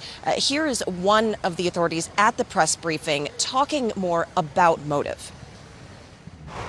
Can we definitively identify why he chose the Trump Hotel Tower location as well as Las Vegas? And the answer is no. In fact, I think when you read through some of that, you might find that there were some other considerations as well for other locations. And he's saying that because, as anyone can see, this was a Tesla Cybertruck, Tesla owned by Elon Musk, in front of a Trump hotel. And so a lot of people asked what his political thinking might have been. Now, family members have told CNN that Livelsberger actually had a lot of respect for the former president, and during President Trump's first term had praised the president for what he had done to help the military. But the investigators do say on the podium there that he had considered other locations to go to, including the Grand Canyon and the border. So there is a lot still to comb through. As they say, they have just scratched the surface of going into the data that are on the devices that Livelsberger owned. So a lot more questions here, but starting to understand that at the very least, there were serious mental health challenges going on, Wolf. Yep, indeed. Our Natasha Chen in Las Vegas for us. Natasha, thank you very much. Joining us now, the former Washington, D.C. Chief of Homeland Security and Intelligence, Donnell Harvin. Donnell, thanks very much for joining us. The suspected man behind this explosion in Vegas left a note saying it was a stunt to serve as what he called a wake-up call, and shared other political grievances. It's worth noting this man was a supporter, as we heard, of President-elect Trump. What do these new details tell you about his motive? These new details shed some light on the fact that, in my professional opinion, this was not politically motivated violence. This is a tragic case, as the Las Vegas police said, of suicide. It's also worth noting, Wolf, that just last year, the Pentagon put out a report that stated that suicide was actually the highest cause of death among active duty military members. They looked at a 5-year period and found that active duty military members were 9 times more likely to die of suicide than of active combat. And so this provides us an opportunity to think about the men and women that are serving in uniform for us and the services that are being provided to them. Yeah, he was an active duty U.S. Army Green Beret and served in Afghanistan as well. The news conference today, Donnell, also gave us some insight into the suspect's movement just before the explosion outside the Trump Hotel. He was seen at a Tesla charging station. What stood out to you when we looked at this video? You know, it's hard to tell when someone's not in their right mind. He was just probably charging up his car. Clearly, when you look at some of the communications he had with a former girlfriend, he was admiring the car. He was very fond of the car. It was reported that the car matched the color of some sneakers he had when he was younger. And so it sounded like he was very fond of the car. He chose that car for a reason. And it looked like, you know, he really wanted to make a statement when he left. The lead FBI agent in charge of this case called this, and I'm quoting now, a tragic case of suicide. But they aren't using language like, quote, suicide bomber, or calling this a terrorist attack. Can you give us some insight as to why? Yeah, and once again, I think we should mourn the death of this person who's done everything we've asked him to do for the last 19 years. Now, that does not take away from the 8 or so individuals that were injured. And while their injuries were reported as minor, those injuries run deeper than the physical. Obviously, they may have psychological injuries. The point that they're making here, though, is that this individual had the training, the knowledge, and the capabilities to create mass casualties had he wanted to. And so from my standpoint and for many others, it's clear he did not want to hurt anybody else besides himself. And that's probably why they're not using that term in terms of bomber. Interesting. Investigators say he likely suffered from PTSD, but he was an active duty U.S. Army Green Beret, as I mentioned. Is it possible warning signs were missed? Absolutely, and that Pentagon report that I talked about that came out just last year noted that a high pace of deployment, PTSD, including seeing the death or injury of fellow members of service, as well as blast exposure or what we call traumatic brain injuries, are one of the highest causes for suicide. The other thing they mentioned is the stigma about getting help. And certainly, once again, this is early reporting, communication between him and his girlfriend suggested that he was reluctant to go in and get help for his PTSD, and this may have caused some of the issues. Yeah, good point. Donnell Harvin, thanks very much. This is just sad to see and hear that the people that actually served our country are going through all this type of PTSD situation. It's sad to see, sad to hear. You are taking a look at some of the video that was released by the Las Vegas Metro Police Department yesterday as we continue to learn more about the situation that unfolded outside of Trump Hotel.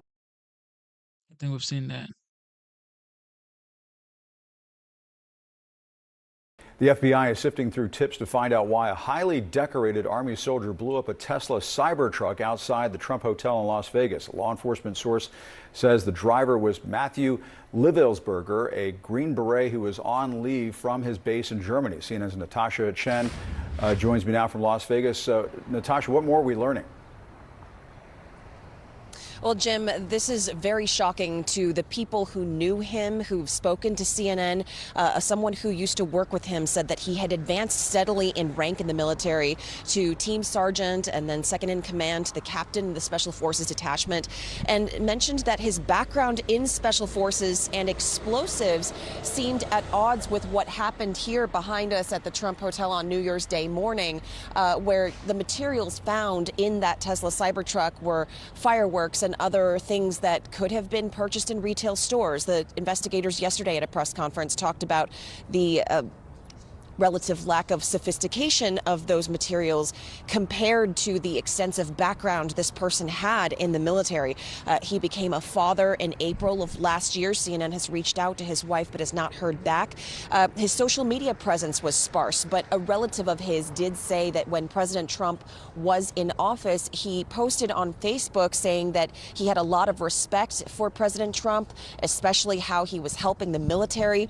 And so that relative believed that Livelsberger really loved President Trump. And so there are a lot of pieces here that investigators are trying to put together. We understand that the Tesla company is helping out law enforcement here with trying to retrieve more data and potential video from inside that Cybertruck. A mystery on the Las Vegas Strip as police search for why someone intentionally caused a Tesla Cybertruck to explode in front of the Trump International Hotel. Well, we have new details about that suspect. Matthew Livelsberger was an active duty Green Beret based in Germany, but he was on leave. A relative tells CNN Livelsberger was a strong supporter of President-elect Trump, praising him for helping the military. Now, investigators say they found Livelsberger's military ID inside the burned-out Cybertruck, along with 2 weapons, additional fireworks, his passport, an iPhone, and a smartwatch. And police used Tesla charging stations to track Livelsberger's movements before the explosion. They say that he rented the Cybertruck in Denver on December 28th, before driving through New Mexico and Arizona and arriving in Las Vegas just yesterday morning. Now, security cameras showed the truck pulling into the front of the Trump Hotel once before leaving and visiting other businesses up and down the Strip. But an hour later, the truck heads back to the Trump Hotel, pulling into the valet area and parking before exploding 17 seconds later. Now, despite all of this evidence, police are still searching for why this happened. But investigators say they're aware that a Tesla Cybertruck exploding in front of a Trump hotel, well, it raises questions for a lot of people, doesn't it? It's not lost on us that it's in front of the Trump building, that it's a Tesla vehicle, but we don't have information at this point that definitively tells us or suggests it was because of this particular ideology or any of the reasoning behind it. Well, John and Jamil are back with me, along with Bishop Garrison, Senior Fellow and Adjunct Professor at the George Mason Law School's National Security Institute. Glad to have you here, Bishop. Thank you. I'm going to begin with you, John, on this, because you've got some new reporting on Matthew Livelsberger. Why would he have done this? Well, this is the thing that Kevin McMahill, the sheriff in Las Vegas, and Spencer Evans, the special agent in charge of that office, and their teams have been poring over, which is get into the phones, get into the computers, get into the house. Are there communications with radical groups or extremists, right-wing extremists, foreign extremists, left-wing extremists? And that's what they're not finding. Are there connections or communications or associations with the New Orleans suspect who blew up, who had IEDs and did the ramming attack there? That's what they're not finding. What they are starting to see, though, are personal issues in his life, things going on in his family life that were problems for him, things going on in his Army life as a Special Forces Green Beret counterterrorism, counterinsurgency specialist, signs of depression, signs of sadness about long deployments and being away, talk about PTSD, about the amount of violence that they're exposed to, the killing, collateral damage of non-combatants, civilians who were killed. These are things that affect a lot of special operators. So they are, as they're looking for connections between the New Orleans attack and this explosion in Las Vegas, what we're starting to see is the cases drifting apart instead of together. This could have been a organized suicide after a series of life-depressing stressors and a final stressor that might have broken the camel's back, where he wanted to go out literally with a bang in a symbolic location. What does that mean, Laura? Is he trying to say these are the problems that America's most elite soldiers are facing, and I want the new president to know about it? It's a bizarre way to deliver a message, and maybe that's a reach. But it's what they're looking at now, along with many other things. And, they're keeping an open mind because you don't know where the case is going to go. We don't know, Bishop. We don't know what the connections, if there are any. We do know that there are some red flag, maybe coincidences, but whether they will turn out to anything, I don't know. But we do know this is somebody who is a Green Beret, active duty, by the way. He had been awarded multiple medals. The ATF says the, quote, level of sophistication is not what you'd expect from someone who has all of these sort of accolades and training. But tell me, I'm picking your brain here. What does it suggest to you that this correlation between all of his training and the way this all went down? Well, first and foremost, my heart goes out to the communities here, both New Orleans and with Las Vegas, because this creates so much tension, so much trauma for those individuals that are just trying to live their lives. Given that we know that he was Master Sergeant active duty with Special Forces, the operations tempo over the course of the last 20 years, when you talk about GWOT, when you talk about the global war on terrorism, has just been so high for these individuals, so much stresses. I myself served 2 tours in Iraq. I served with a great many Special Forces officers enlisted. I know just the pressures that they're going through, both while they're actively in combat and then back at home. When you come back and you have some of these added stressors that John kind of alluded to.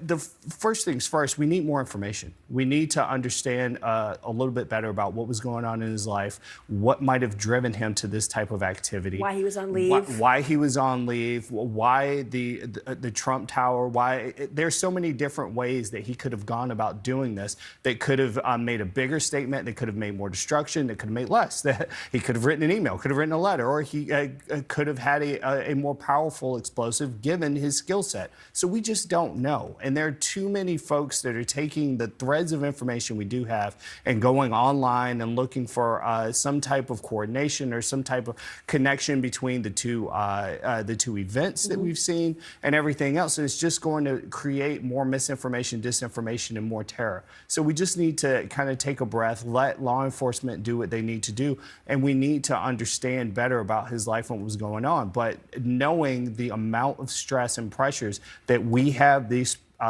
soldiers under, Special Forces operators, we should understand a bit more of what we can do to help that community and support them properly. I certainly understand.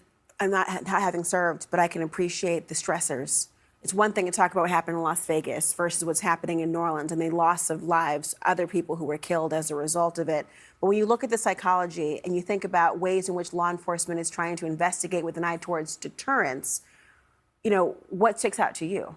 Yeah, I mean, look, it's hard, Laura, because you've got to figure out how do you identify these people? One, how do you identify them ahead of time, to Bishop's point? How do you get them the help they need before they turn into a terrorist in the case of Shamsuddin Jabbar, where he's becoming radicalized, whether it's on the internet or elsewhere? How do you solve it in the case of Matthew Levelsberger, where he's going and putting himself in a truck and blowing it up with campfire gas and fireworks, right? How do you get ahead of that? How do you prevent that from happening? How do you prevent the radicalization and the activity that might take lives of others?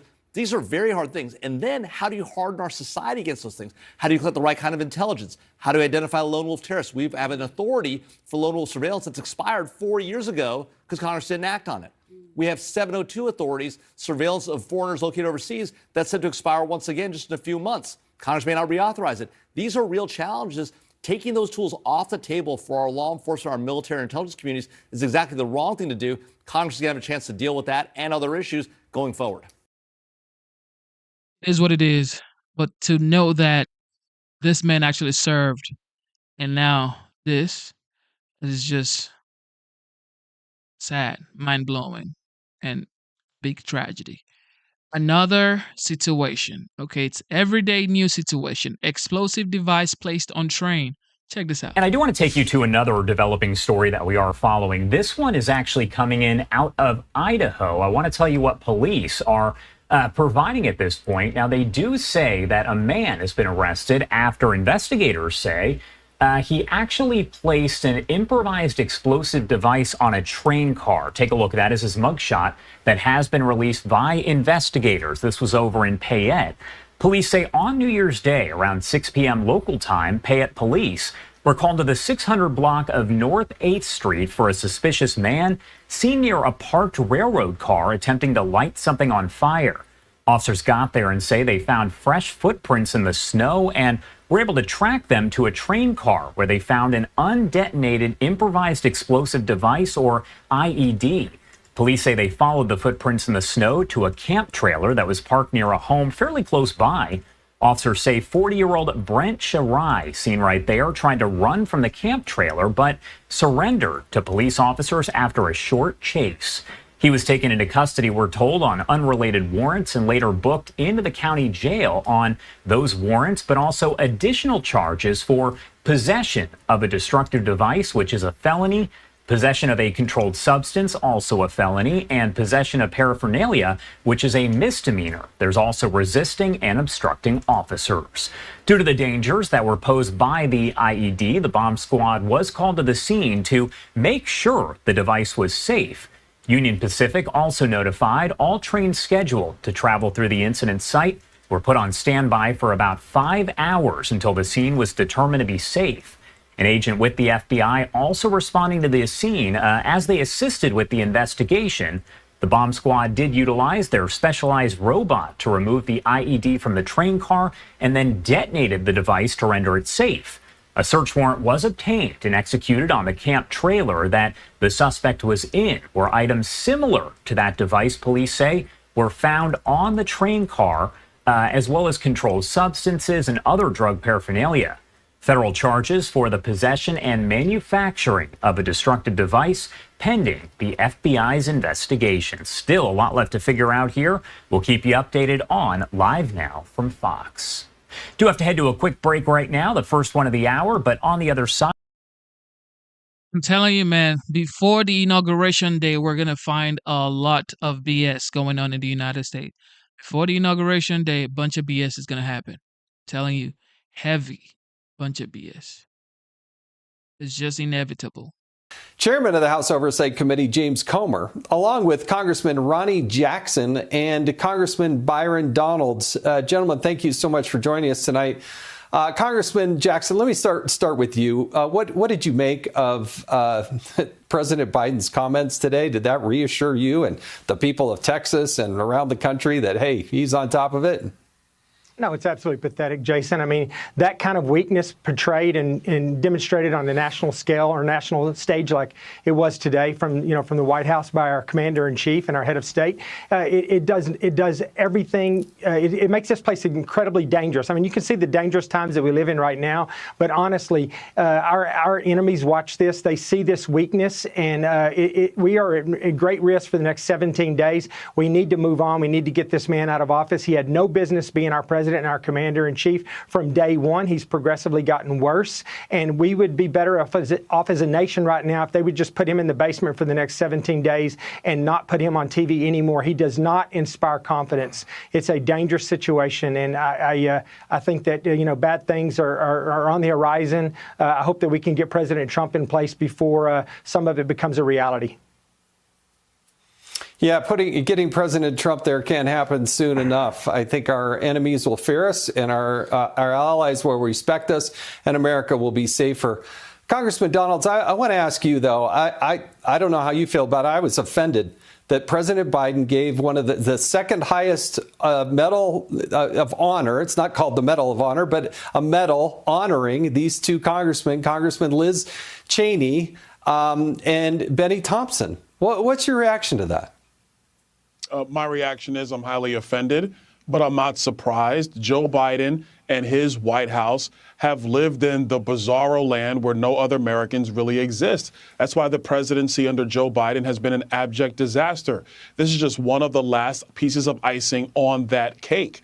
Look, everybody knows that the fake January 6th committee, the only purpose was to basically put a lot of propaganda out into the information stream to go after and attack Donald Trump. It failed, completely backfired. They suppressed information. They tampered with evidence. There's reports out there that they were actually tampering with witnesses sitting in front of that committee. Something that has frankly never happened in the halls of Congress, happened with this J6 committee. So for them to be rewarded for, frankly, the lack of transparency and honesty they gave to the American people is disgusting. But why are we surprised? This is the presidency of Joe Biden, the very worst presidency in the history of our country. Chairman Comer, same question to you, because the way that committee acted, the way they excluded Republicans, excluded the speaker's ability to appoint Republicans to participate in it, the charade that they put it on, the Hollywood dressing that they put on this to try to take down Donald Trump and rely on some information that was just, I just can't believe that President Biden would do this at this time. But what's your reaction to it? Well, it's a slap in the face to all the good Americans who actually deserve to be recognized for their public service or for their sacrifice or for their community activism. You think about all the first responders that risk their lives every day, all the military frontline soldiers who risk their lives every day, all the people that run charitable organizations and do good things at church. And none of them got recognized by Joe Biden, but he recognized Liz Cheney and Benny Thompson. And I want to remind everyone, touching on what Byron Donald said, every committee in the history of Congress is appointed by the Speaker and Minority Leader. The majority party appoints their members. The minority party appoints their members. Kevin McCarthy appointed good members to that committee, but Nancy Pelosi rejected them because she knew they would be truthful and they wouldn't go along with the false narrative that the media and the Democrats were trying to create about Donald Trump. So she kicked Jim Jordan and Jim Banks off and put Liz Cheney and Adam Kinzinger on there, who would just go along with all the fake propaganda that the Democrat National Committee and their friends in the left-wing media were spouting out. All right, Congressman, we're going to ask all three of you. So we're going to start with Congressman Jackson. He gets to go first again. You're about 15 hours away from a speaker vote. How are you going to vote on that speaker vote? And I mean, by my count, there's like 5 House members who aren't going to vote for Speaker Johnson. And that's... Of course. Anyway, so this was some updates from yesterday before Mike Johnson was finally confirmed as the Speaker of the House again for the next 2 years. With that being said, all right, so this is a video that I actually had to go find, search for, when Biden was saying that, the problem we have in the United States is actually, look, I don't even want to talk about it, but I want you to listen to Biden talk about it himself. Such a disaster. Listen. Listen to your commander in chief. All right, here we go. Let's go. Let's flow. Let's roll.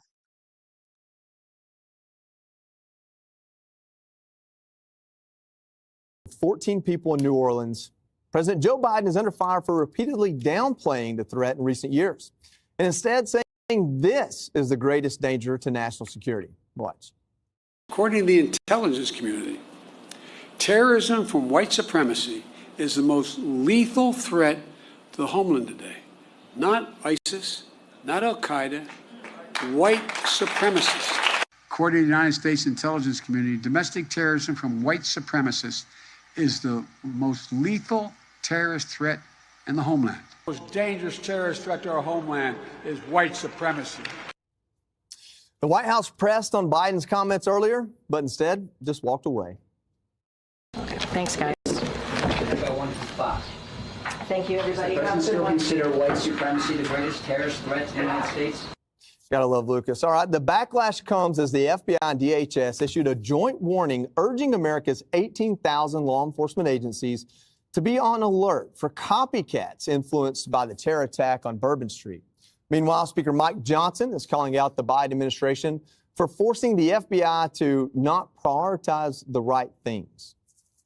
For 4 years now, the Biden administration has taken its eye off the ball. I mean, they did not prioritize, in our view, the right things. And the FBI was off doing all these various and sundry things, putting their emphasis in their investigations and their eye on, conservative Catholics and concerned parents at school board meetings and all these other things. They tried to convince us that the greatest threat to the homeland was racially motivated extremism. There you have it. Judge, is it actually white supremacy or, like the speaker says, conservative Catholics and concerned parents that the Biden administration has focused and turned into what they say is a great threat? Well, I think anyone who's looked at the news for the last 4 years knows what the Biden administration's agenda is. And, the fact that they would even compare ISIS to, the white supremacists, as though there's any kind of connection there. And when they're at the same time so quick to rule out terrorism, it's almost like a knee-jerk reaction. I think we talked about this yesterday. At Fort Hood, that wasn't terrorism. This wasn't terrorism. But, the white supremacists are the ones who are out there. When we had the Pulse nightclub in 2016, San Bernardino in 2015, a bike path in New York City. All that stuff. We have all that? Yeah, we have them right here. And we can pull this up, I hope. And it's a big number. It's a lot. Yeah, it's a lot. Those are ISIS-related terror attacks. But, this is a party and an administration that has an agenda. And the agenda is a narrative. And you've got to fulfill the narrative. And if it's not part of the narrative, then it's not real. And you remember this administration came in, one of the first things they did, Anthony Blinken went to the UN and said, you have to do a study and tell us how racist we are. I just remember hitting myself in the head and saying, what the heck are they talking about? But these people, there's no reason to compare one to the other, but that's just about their ideology. Tyrus, in an effort not to go to you first on the race question. You know what, and I appreciate that, but at the same time, I'm offended because that's the world we live in. I always find it funny when a person, he's saying white supremacy, a white man saying white supremacy is the problem. Yeah. But not him. Yeah. Because he's got his merit badges, he has BLM and his other stuff. So, but not him. It's virtue signaling. But it wasn't about that. This was about January 6th. This was about starting to lay the tracks. You can't call a guy Hitler unless he has followers. So you continue to lay the tracks. You put party over people by saying the biggest threat was white supremacists. And who is the king of the white supremacists? Well, it's Donald Trump, President Trump. So this was part of the whole plan to get him out and not have the ability to come back. Clearly it did not work. That's true. But this was what this was about. So he would say the most dangerous thing that was facing us, because when you make believe monsters up When you say things like global warming is an existential threat, things you can't prove, so it can go away when you want it and it can appear when you need it, that's what this entire administration has been, smoke and mirrors. And the American people, luckily, saw through the wizard's little curtain. Yeah, Kennedy, I agree with Tyrus. I think that if you're President Joe Biden and you've pulled out of Afghanistan the way he did and said, listen, we have over-the-horizon capabilities, we can keep an eye on what's going on.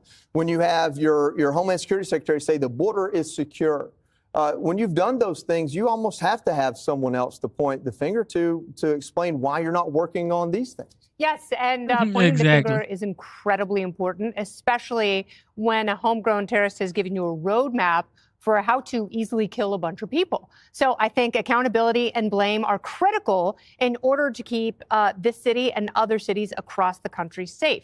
I'm going to read you a quote from our favorite Ann Kirkpatrick, the media darling superintendent of police in New Orleans, who said this. This is not a matter of pointing blame anywhere. A terrorist is hell-bent on destruction. This man was going to do his best, and if it hadn't been on Bourbon, he was going to do it somewhere else. We have this. We're going to implement it. End of story. She had plenty at her disposal. She didn't know what it was. She didn't know it was there. She didn't know how to use it. The safety structures have half-assedly been put in place, and they've been put in place wrong. And with that mentality, you don't have to keep anything safe. Why have cops on Times Square on New Year's Eve?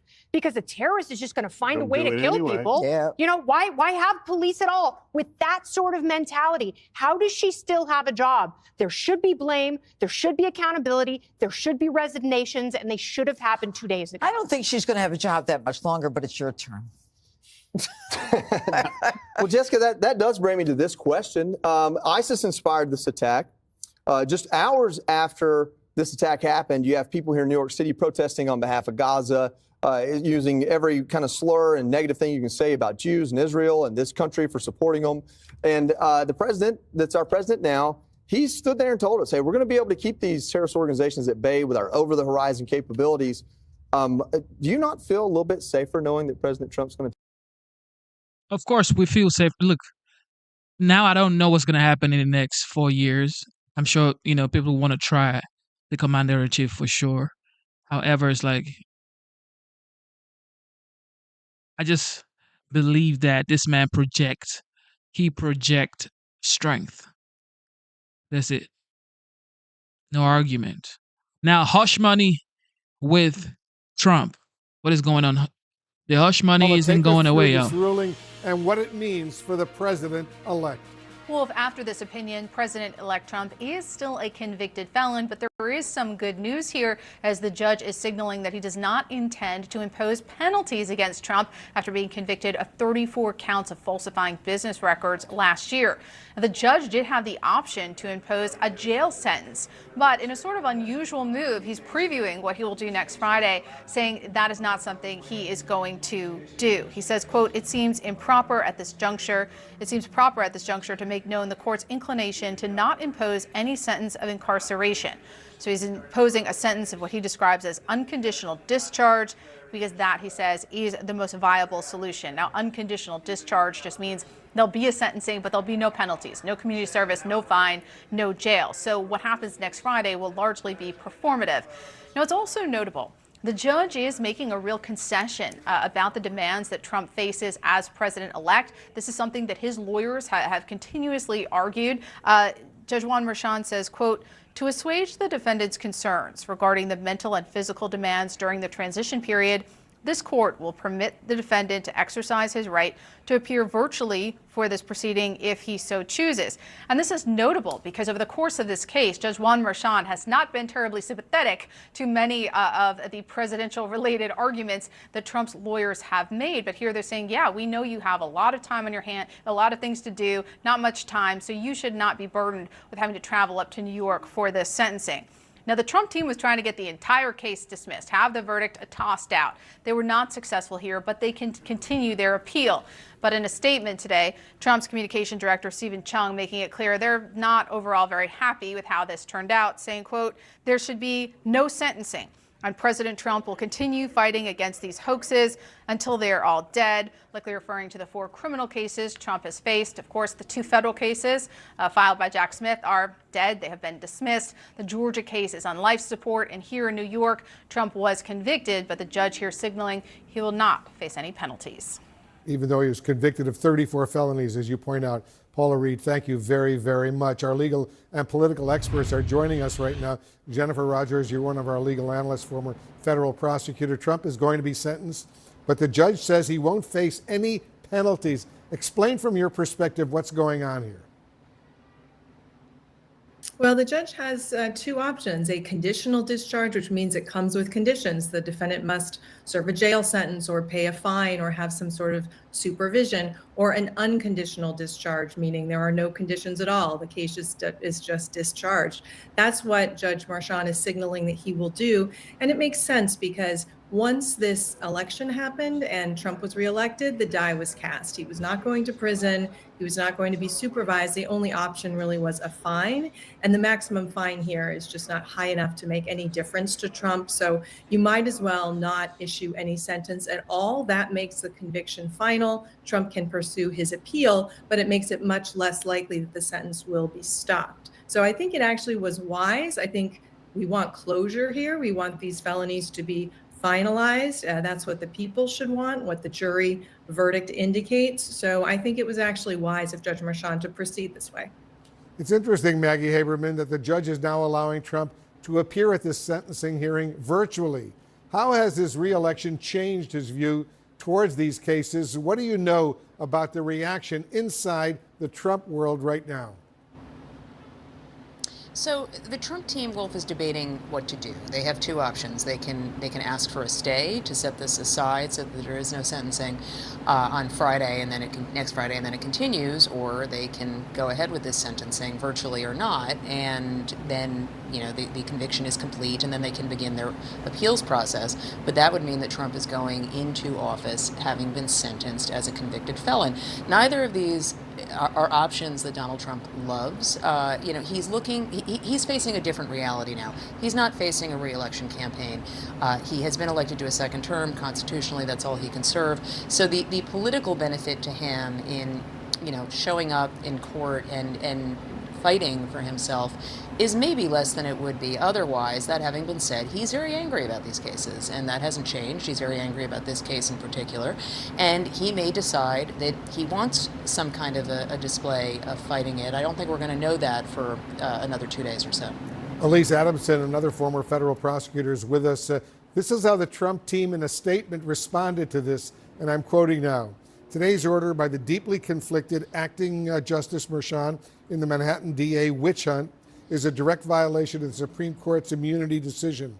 The Constitution demands that it be immediately dismissed. How do you respond to that? Well, Wolf, I'd respond that Judge Marchand made it very clear that this decision of his, this order, does not contradict the immunity ruling because none of the conduct he found were official acts. And because all of fell outside of that immunity ruling, then. Thank you for tuning in to the live show. You know what time it is. Okay, so who are we blocking right now? Let's see what we can block. All right, this guy. You know what? I don't want to block anybody. I'm just going to put you on timeout.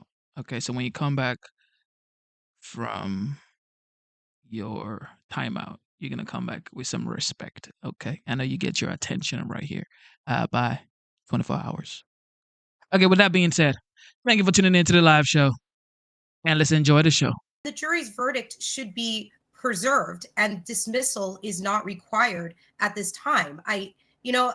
What else was the Trump team going to say, quite frankly? I mean, it's the same script, it's the same narrative, and so we shouldn't be surprised that that's the reaction.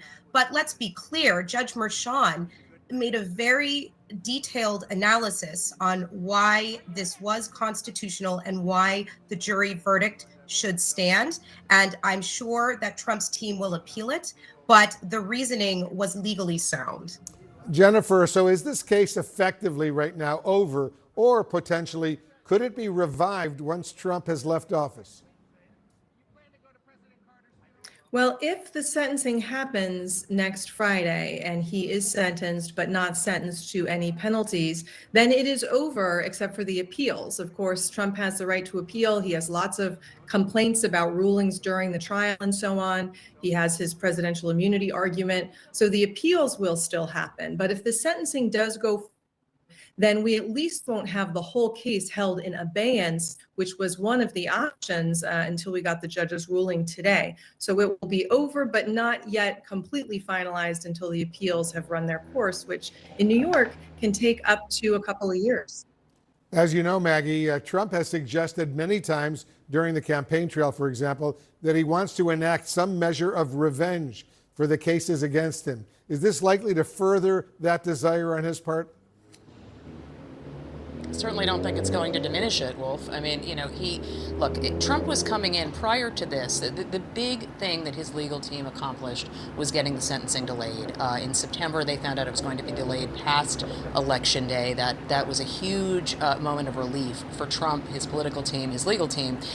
This moment was always going to come at some point. But for Trump, who entered office in 2017 with these questions about Russia and his campaign hanging over him, this is a source of tension that he doesn't, I think, want to deal with. And it is also a reminder that he is still facing certain legal challenges. He's obviously not facing the ones that he was facing when he had been indicted 4 times and convicted 1. The circumstances are very different, especially on the federal level.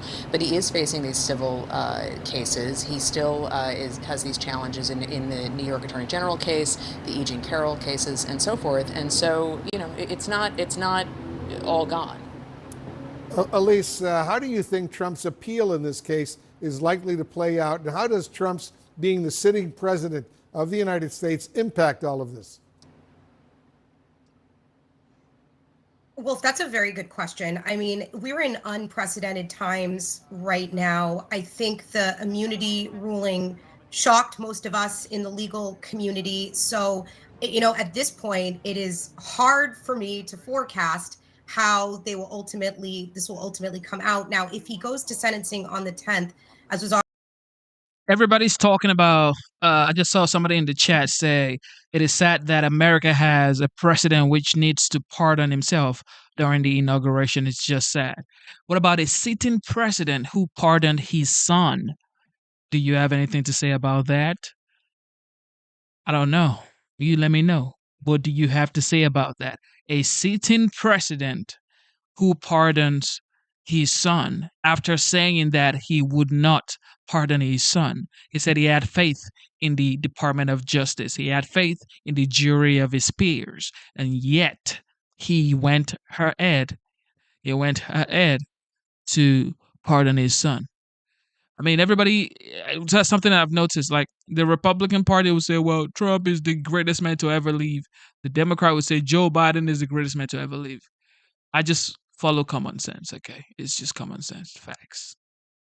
Already stated, he'll be able to appeal on the merits of the case, and then they will go back into these rulings and to see whether or not an appellate court agrees with Judge Merchan that no official acts were at play. And because this is so new, it's just hard to tell. Now, with respect to President-elect Trump being the sitting president, again, because of his likely sentence, which is nothing, no penalty, I think very much will happen, except his legal team will fight very hard to have this conviction reversed. I say, neither of them are great, Joe Biden or Trump. I would choose Trump 1,000 times every single time against Joe Biden, against Kamala, against Hillary Clinton, against who? There's nobody that you can put beside Trump that I would choose, except you put somebody like, maybe you put somebody like Vivek. If you put somebody like Vivek, I'd probably choose Vivek over Trump. If you choose, or if you put somebody like, it's only Vivek that I could see in my mind that I would vote for besides Trump. Everybody else, I'm voting Trump, hands down. But if you put a Vivek beside Trump and I had an opportunity to cast a vote, I would vote for Vivek. But aside that, I'm voting Trump all the way. Whoever you put beside Trump. Because he's better. He's more experienced. He has shown that he has tough, thick skin. There's nobody that can actually affect people's lives, that can affect this foreign leaders the way Trump can. He is a man of very, it's like he projects power. He projects strength.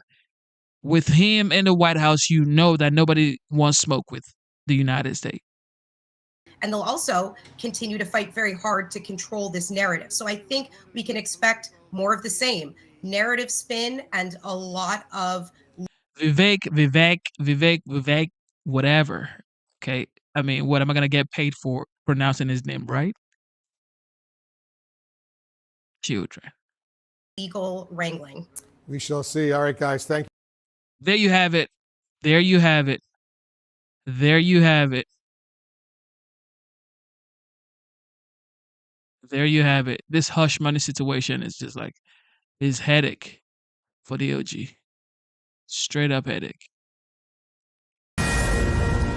Welcome back. Now to one of the lawmakers who changed his vote to help Mike Johnson. The legend Mike Johnson.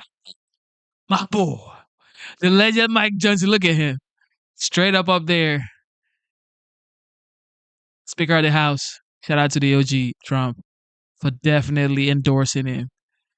Yeah, man. We have work to do. Work to do moving forward. You can hate. That's all you can do. You can hate. That's all you can do. Hate. You can hate.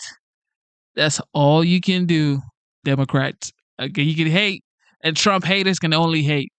But he's getting work done. And become Speaker of the House. South Carolina Republican Congressman Ralph Norman. Congressman, thanks for being here.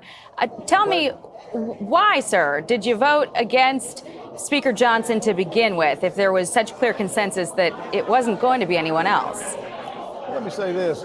We never know how, with 435 members, how people are going to vote. I didn't know how anybody else was going to vote. We had met with Speaker Johnson yesterday for an extended period of time, and I just didn't come away with the feeling that the oomph or the willingness to fight for Trump's agenda was there.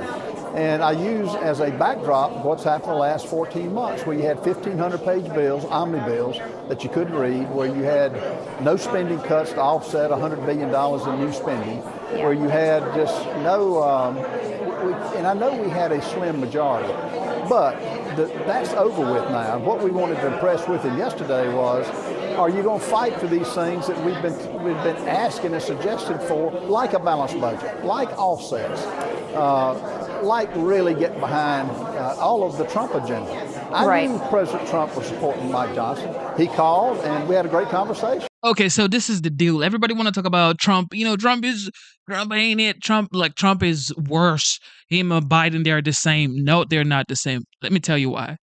During Trump's term, you had opportunity zones. What people are going to say, well, opportunity zones is for people who actually can afford a property or develop a property.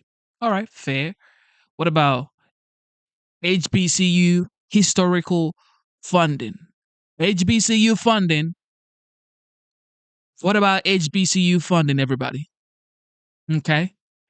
Nobody remembers HBCU funding? Are you guys going to remember HBCU funding or not? Okay. 2, 3, right to try. Okay. Right to try. Can anybody remember right to try? I guess not. But I'll remind you, this was during Trump's term, his first term. First Step Act. Do you remember the prison reform that Obama couldn't get done, that Trump got done? Even CNN commended Trump for signing the First Step Act, prison reform that freed a lot of people. Do you guys remember prison reform? Yeah. I guess not. Abrams Accord. Anybody remembers the Abrams Accord? I guess not. There was peace. Did you have Ukraine, Russia? Did you have Israel, Palestinians? Did you have Israel and Iranian people? You didn't have that. But you forget stuff because you're feeble-minded. A lot of people are feeble-minded. They're just like, NPCs. You forget stuff. You forget how good you had it. Now you have billions of munitions sent to Ukraine and saying you want peace in Ukraine, but yet you are supporting the annihilation of a lot of people. What are you doing? What are you doing? All right, shout out to Crazy Horse.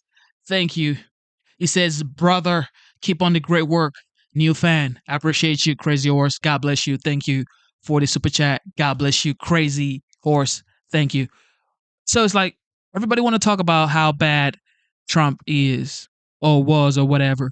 But this man advocated for peace. And I always say something, only strong leaders knows the benefit of peace. Only strong leaders knows that without peace you can never have prosperity. You need peace. This was the first President Trump. He went to meet Kim Jong-un. He was having conversations with Vladimir Putin. And people were like, this man, why are you talking to a dictator? Why are you talking to this and that? If you're going to be the leader of the free world, why wouldn't you have a conversation with every other leader? You have to be a diplomat if you're going to be the president of the greatest nation on earth. You have to be a diplomat. You don't want war, even though you know you could probably destroy a lot of country if you decide to actually do go to war. But it's like, why do that? Why don't you just advocate for peace? Okay, why don't you just advocate for peace? Isn't that something that you should consider? Like, instead of funding wars, why don't you just say, you know what? Let's do a negotiation deal. What do you want? What does he want? How can we come and meet in the middle? But no, you want to fund the war because you want to do your corruption and how to steal and destroy. Because you don't care how long it takes to build back the city, do you? No, you don't. You don't, because you don't have families over there in Ukraine. You don't have families over there in Gaza. You don't have family over there in goddamn this other countries like burning down. You want to fund it? Send them more money. Putin has to lose. Putin has to lose. Send them more billions. Putin has to lose. Okay, you are so bent on Putin losing and you forget the people that are actually dying every day. Instead of you to advocate for peace. No. Now Zelensky is talking about, you know what, we want peace. Oh, so now you want peace? But you want our money. So that's the game, man. Y'all want to talk bad about Trump, but you had a secured border. You had the lowest mortgage rate. Yes, y'all. Don't forget, you had the lowest mortgage rate. You had the lowest gas prices. Don't forget. You forget quickly. That's the thing. Like, why? How do you forget this quick? You forget stuff. Now you have a president that slides off stages, falls off bikes, sleeps on the world stage like in Angola, doesn't know where to go, walking into the Amazon forest. He wants to go meet the lions and the cheetahs and the hyenas. Like, what are we doing? And yet you're still saying that this guy is like the best president of our generation, Joe Biden. This man that falls off airplane stairs. This is the first time in history a president would be falling off airplane stairs. Like literally falling off the stairs. What? What are we doing? What is this? Yeah, Trump is the bad guy. Yeah, Trump is the one that is old, incompetent, all of that stuff. Yet Trump is the bad guy. When you have a president that is falling off stages, cannot speak to his people, cannot protect the border, at least according to what we've seen, cannot even stop, literally could not stop Putin from going into Ukraine. Yet Trump is the bad person. I see. But I knew where he stood. What did he say to you, sir? He just said Mike Johnson is the only one that's got the support among the body to become speaker. And I get that. But, you know, the only way I had to let my voice be heard was what I did. I would do it again. We went into meetings, the meeting off the floor, and I said, Mike, are you going to give us specific examples of fighting for the things we mentioned. Will you give us your word? He said yes. So I said, okay, we'll take you at your word. That's why I changed my vote. And see, no matter what you do to people or say to people or help them open their eyes to see the light, they can never be enlightened. This person in the chat is saying, do not be childish. I've seen young people fall off stage consistently, like your president, President Joe Biden, falls off stage. He's fell off stages, fell off bikes, fell off airplane stairs. How many times? You want us to play you videos? Like, what are you doing? This is the thing about me. When people do stupid stuff, I tell you. Like when Trump says he wants to give total, well, he didn't say total, but he says he wants to give immunity to law enforcement officers. I said, you know what? I support you supporting law enforcement, but I don't think you should give blanket immunity to law enforcement officer. I could say things that I don't support that Trump says or does, but you guys cannot say things that Biden does wrong. Biden has been incompetent for years, falling off stairs. What? This is supposed to be the strongest leader in the world. And he's falling off airplane stairs. And you're saying, well, I've seen young people fall off stairs, like the way Joe Biden falls off stairs and cannot literally speak to his people. What are you doing, dog? Like, what are you doing? Even after the first debate, this guy could not talk. Trump had to look at him and be like, are you okay? Like, this man could not talk, and you still had Democrat who says, oh, one bad night isn't that bad. Take a look at his track record. Look at his track record, y'all. He's better than Trump. Even after the first debate, he got eliminated after the first debate because it was like, yo, this guy cannot run for second term. And some Democrats still said this guy can run for second term. I'm like, what are you doing? You hate Trump this much that you would hate your country? Why would you hate the United States? Because you hate Trump. Like, people want Trump to fail so bad, and they don't know that if Trump fails, him being the United States president, that is automatic failure for the United States. Now that Joe Biden is president, I don't want Joe Biden to fail. He just already automatically failed. Okay? But you shouldn't be rooting for your president of your country to fail. But a lot of people want Trump to fail.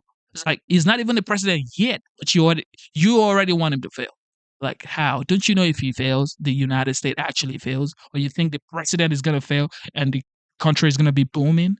I don't think so. And that's why he's Did he make any concrete concessions to you? No. There were no concessions and no quid pro quo. People are going to make up things that they were. I don't operate like that.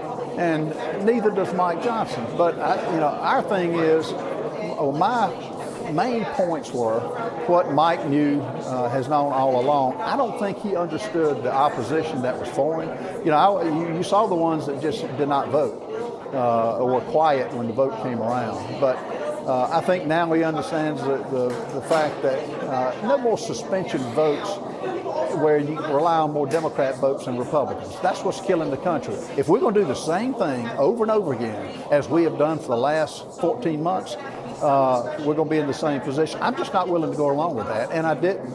And Mike gave me the assurance that he was going to. What do you say, sir, to your colleagues who, I hear from Republicans that the GOP is good at getting in its own way. What's your response to that? Mm-hmm. That who's getting their own way? I couldn't Republicans understand. Getting their own way. No, Republicans are free thinkers. I mean, what's an additional hour into the General Assembly where we debated this? What's wrong with that? Nothing's wrong. We're free-spirited. We have all different ideas. Not everybody agrees with me, nor do I agree with them. But having healthy discussion like we had, having healthy meetings like we did, I think makes sense. We ought to do more of it. We're not like lemmings that are going to follow this where this country goes off the cliff, and that's where we've been headed, both Republican and Democrat. It's got to come to an end, And I was glad it worked out the way it did. Mike has got a tremendous opportunity to show the American people that not only is he just going to say it, he's going to fight it. He's going to have Trump in his Trump backing him up, which is all a good thing. Do you think, though, that, having this stretch out and look a little tenuous for a moment, doesn't that give the Democrats a little bit of a, something to chew on? Absolutely not.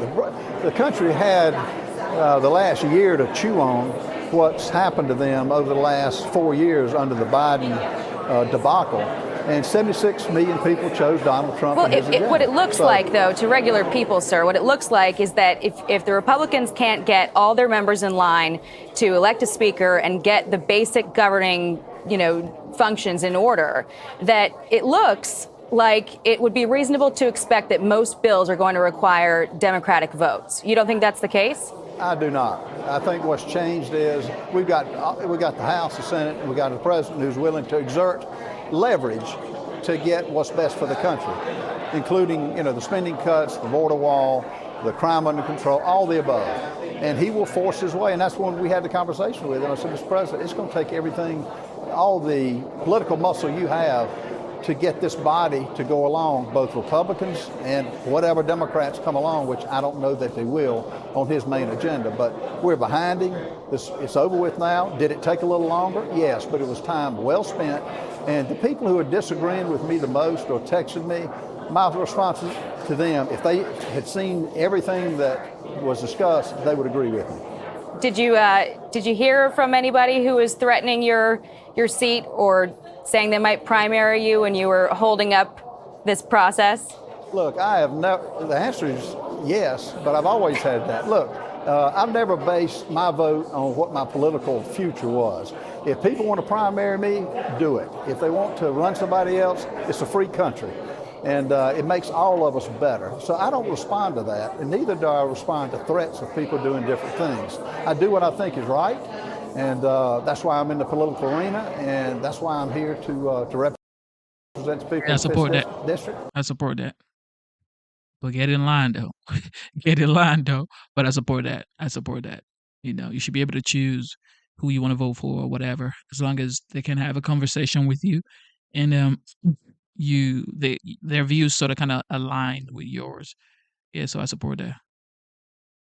So my next guest was a yes for Johnson, but also has a warning for the House Speaker. Texas Republican Congressman Chip Roy joins me now. So, Congressman, first, I want to ask you for your reaction about this New York judge, Juan Merchant, saying that Trump's set a sentencing hearing now for January 10th before inauguration, but maybe signaling no jail time. What do you think about this that just came down?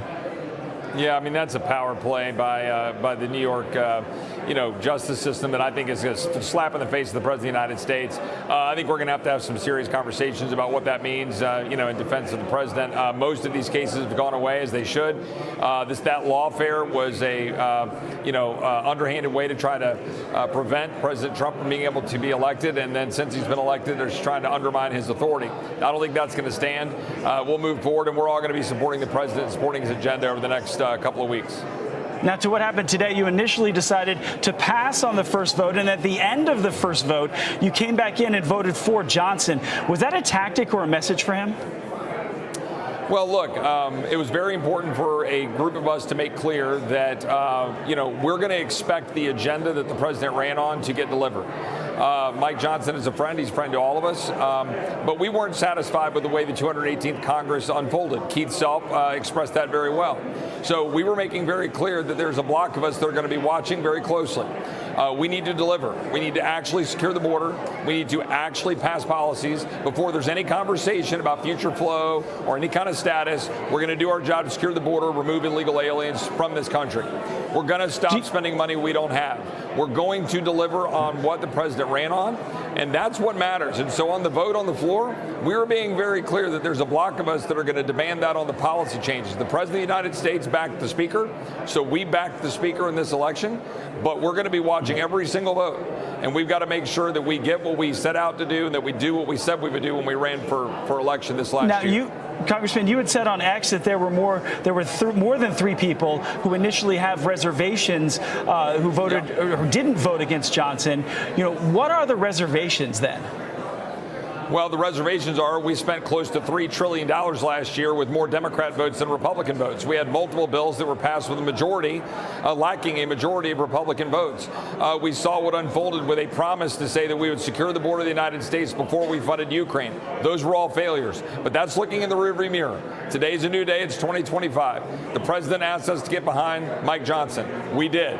It is now Mike Johnson's house to deliver. It is now Mike Johnson's job to deliver on the president's agenda. We will back him as long. Exactly. I like this. Okay. This is what I like. Okay. We backed him because the president said he wants Mike Johnson to be the Speaker of the House because the people voted for the OG, the legend, Trump. Okay. So he's the people's voice at this moment. As long as we're delivering on that agenda. And so that is what we need to do right now is come together to do that. We've got to stop spending money we don't have and racking up deficits. We've got to secure the border.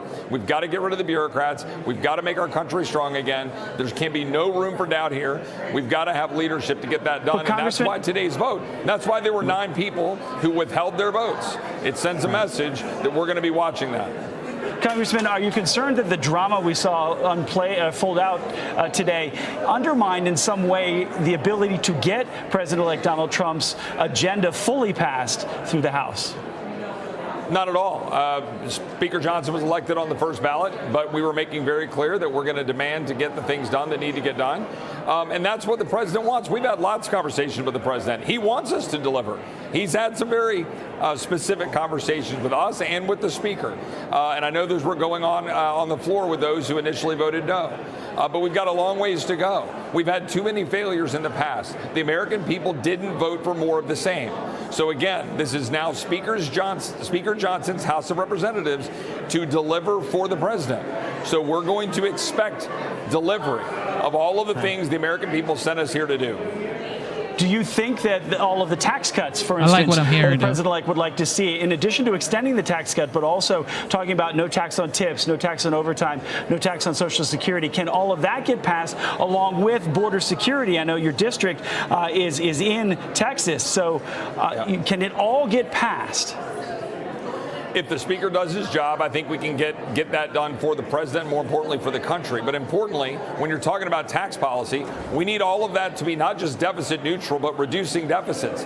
And not with made up growth rates, but with very specific recognition that whatever we do with tax policy must have strong offsetting cuts. And we need to undo the damage of the Biden administration, repeal the so-called Inflation Reduction Act with all the climate subsidies, repeal the student loan fiasco, repeal all of the expansion of food stamps, do all of the stuff the American people sent us here to do. We could save a couple of $1 trillion out of the gate if we reverse Biden's damaging policies, secure the border, and then we can get busy in reconciliation, getting us to deficit reduction.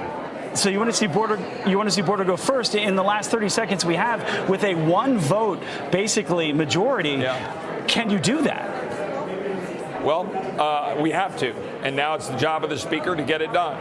I will do everything in my power to support that. But there are going to be some guardrails and some red lines that I'm going to say are necessary to get my support. And we're talking about spending. We talk about the border. Those things matter. So we've got to get in a room. We've got to work together, and we've got to deliver. That's what the American people sent us here to do. That's what the president wanted us to do. So we will now work to get it done. And the speaker has got to deliver. Represent. There you have it. I like this, though. I like this.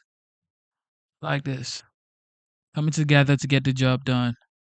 Shout out to the Republican Party right there in Congress. People in New Orleans are sending an unmistakable message. They will not let this attack or the attackers' deluded ideology overcome us. None of us should fear that it will overcome us. We're going to continue to relentlessly pursue ISIS and other terrorist organizations where they are, and they'll find no safe harbor here. President Biden vowing to take on ISIS following the terror attack in New Orleans after meeting with his Homeland Security team in the Situation Room. The questions remain about the reason behind the rising terror threat and what the incoming Trump administration can do to stop it. Jay Johnson served as DHS Secretary under President Obama and joins us now in studio. Mr. Secretary, if you had a meeting today to talk about 2 days since the attack, and you had all your department heads there, what would be the first thing you begin to ask? What would you begin to probe? What would you begin to do? Well, here's what I would say, first of all. We're in the midst of an evolving, heightened threat picture right now. With the collapse of the Assad regime in Syria, with the attack 2 days ago, I'm sure ISIS feels emboldened right now. And we have several major security events coming up. The inauguration, for one, the Super Bowl in a couple weeks after that. And I would say what I did say to my people at DHS when I was in office, don't just respond to the last attack.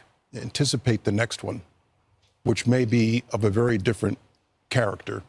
Now, we've known for some time that the possibility of an attack with a vehicle is a weapon, or a mass shooting, is something to anticipate and prepare for. We should not believe that we've seen the last of this type of vehicle attack. And so, but I always encourage my people, be vigilant and think about what could come next. Don't just plug the last hole. So, Mr. Secretary, what do you make of, the intel community, the counterterrorism groups inside of the country, both Democrat and Republican, and they come from that 9/11 era of country first, and they fight for the country as a result of that. But there's been many people inside the community that said we're focused on the wrong things. We're not focusing on the ideology of these folks, going after them. We're seeing people in the middle of the street with ISIS flags and Hamas flags. These are threats to the country. Sunday, right after the event. So what do you make of that? Is it fair to say that we're not focusing on the right things right now? Well, I'll count myself as among the 9/11 community. Okay. I was here in Manhattan on 9/11, 2001. I was in the Pentagon as the senior legal official, 2009 to 2012, and we took a lot of these guys out. For a while, you can see the terrorist threat to our country evolving from terrorist-directed attacks, where a terrorist organization overseas directs a large-scale attack on the United States, 9/11 being the prime example. The attempted underwear bombing, you may recall, the attempted shoe bombing, Richard Reeves, those were terrorist-directed attacks. We evolved from that in about 2013, 2014, to what we now refer to as terrorist-inspired attacks, where a terrorist organization on the internet will attempt to inspire someone who is living in this country to radicalize and take it upon themselves to carry out a terrorist attack. We saw a spate of these in 2014, 2015, 2016, when I was in DHS, and that threat has not gone away, and I'm concerned that it's at a heightened level right now.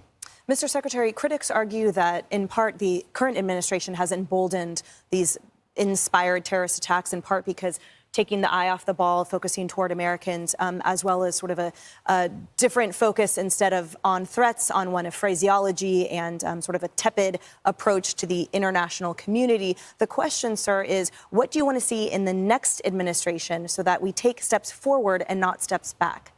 Well, no matter who the president is, no matter whose administration it is, I believe there needs to be an intense focus among counterterrorism officials in multiple agencies right now on this evolving, heightened threat picture that we see right now, no matter who the president is.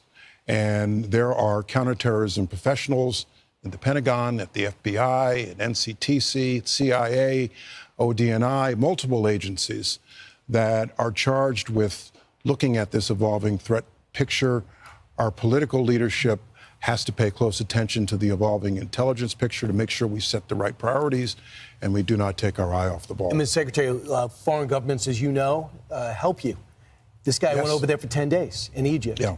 And if he was hanging out with the wrong guys, the way I've been told, when the communication's good, we find out about it. That is absolutely true. I can testify from personal experience that the relationships we have with other governments, other intelligence communities is crucial to preventing someone even from entering the United States, getting into this hemisphere. Yeah. If you have a good relationship with an intelligence agency overseas, one where on the surface we don't have such a great relationship, you can get a tip from that intelligence agency. Hey, we just found out such and such may be trying to come to your hemisphere. Super beneficial. Ms. Secretary, great to see you. Thank you. That was actually very helpful. Anyway, ladies and gentlemen, thank you for tuning in. Do you want us to keep going, or you're good for the night? You want to call it a night, or you want to keep going? Let's bring in the mayor of West Mifflin, Pennsylvania, Chris Kelly. The borough is home to U.S. Steel's Irvin plant. Mayor, thanks for being with us. You are a supporter of this deal. You want to see it happen. Biden just blocked it. Why is it so important to you that the deal actually get done? Well, there's three sister plants right here in the Mon Valley, the Clairton, Edgar Thompson, and Irvin Works in our community. And they rely on each other. And Nippon, I've met with them extensively over the last 9-10 months. And the guarantees that they've put on the table in writing would solidify generations of steelmaking in our valley for decades to come. Steel started here in Pittsburgh. It'll be a shame that in a year or 2 years, there is no U.S. Steel in Pittsburgh. I'm 100% behind this deal. But Chris, there is a lot of division even among mayors in your part of Pennsylvania about whether this is a good deal or a bad deal. I know the concern being that U.S. Steel will move out of the Pittsburgh area. But where do you go from here? Because these two are saying they're going to fight this in the courts. Absolutely. And when you said there's some division among mayors, I have yet to talk to one single mayor that's opposed to the deal. Some of them want more questions asked and answered, but nobody is opposed to it. This is a benefit to our communities. And it's something that has to be done to preserve the steel industry.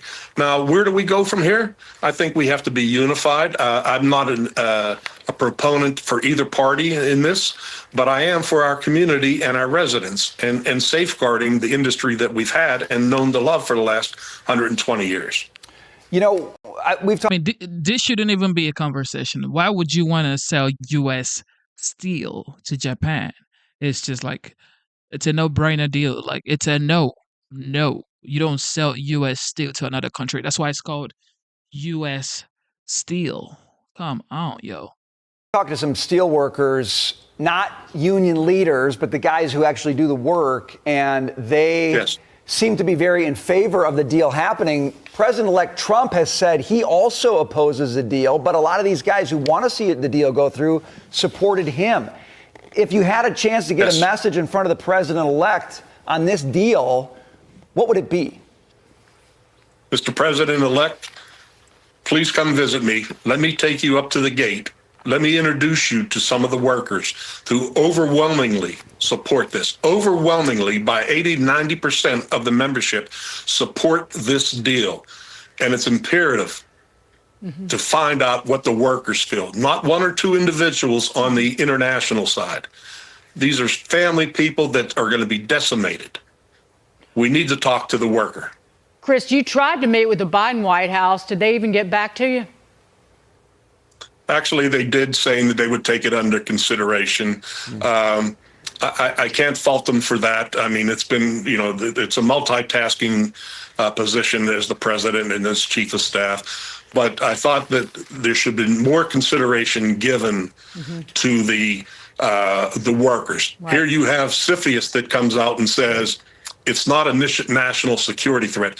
The president's own cabinet, who he points to this, positions on CFIUS, and the scholars, the think tanks, all of them have said there is no national security threat. And then to lay your hat on this, that it's a national security threat, is a disservice to these hardworking individuals.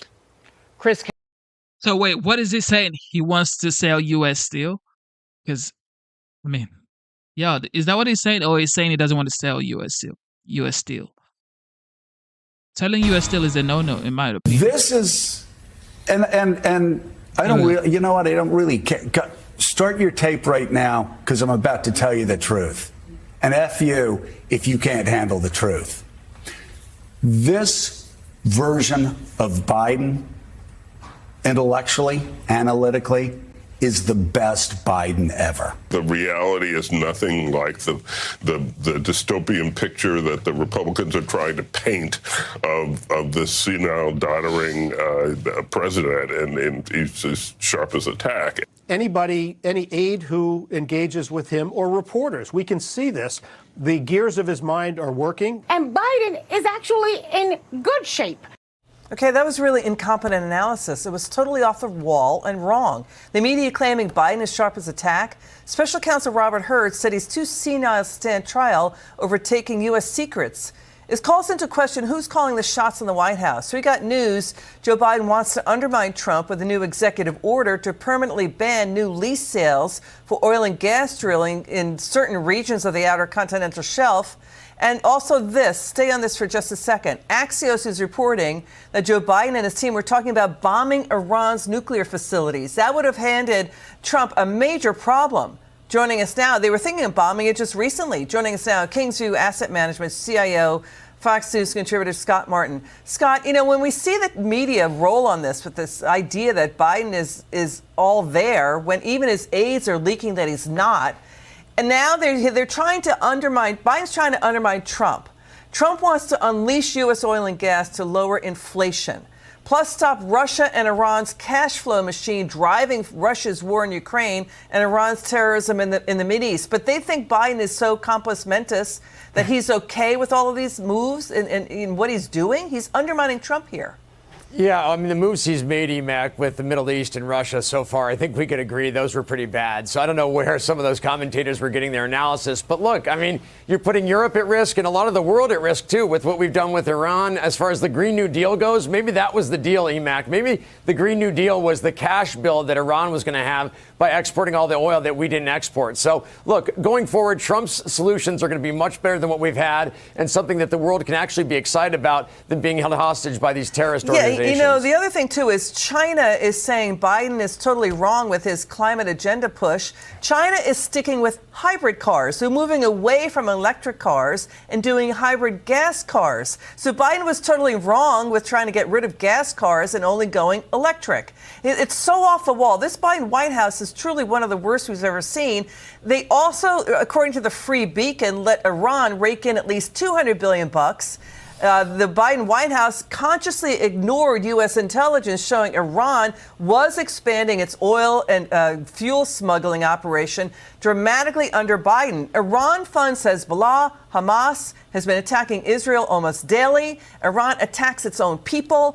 Major humanitarian violations, Amnesty International, UN watchdogs say. But Obama and Biden are giving them, Iran, more money. That undercuts their claim of being humanitarian.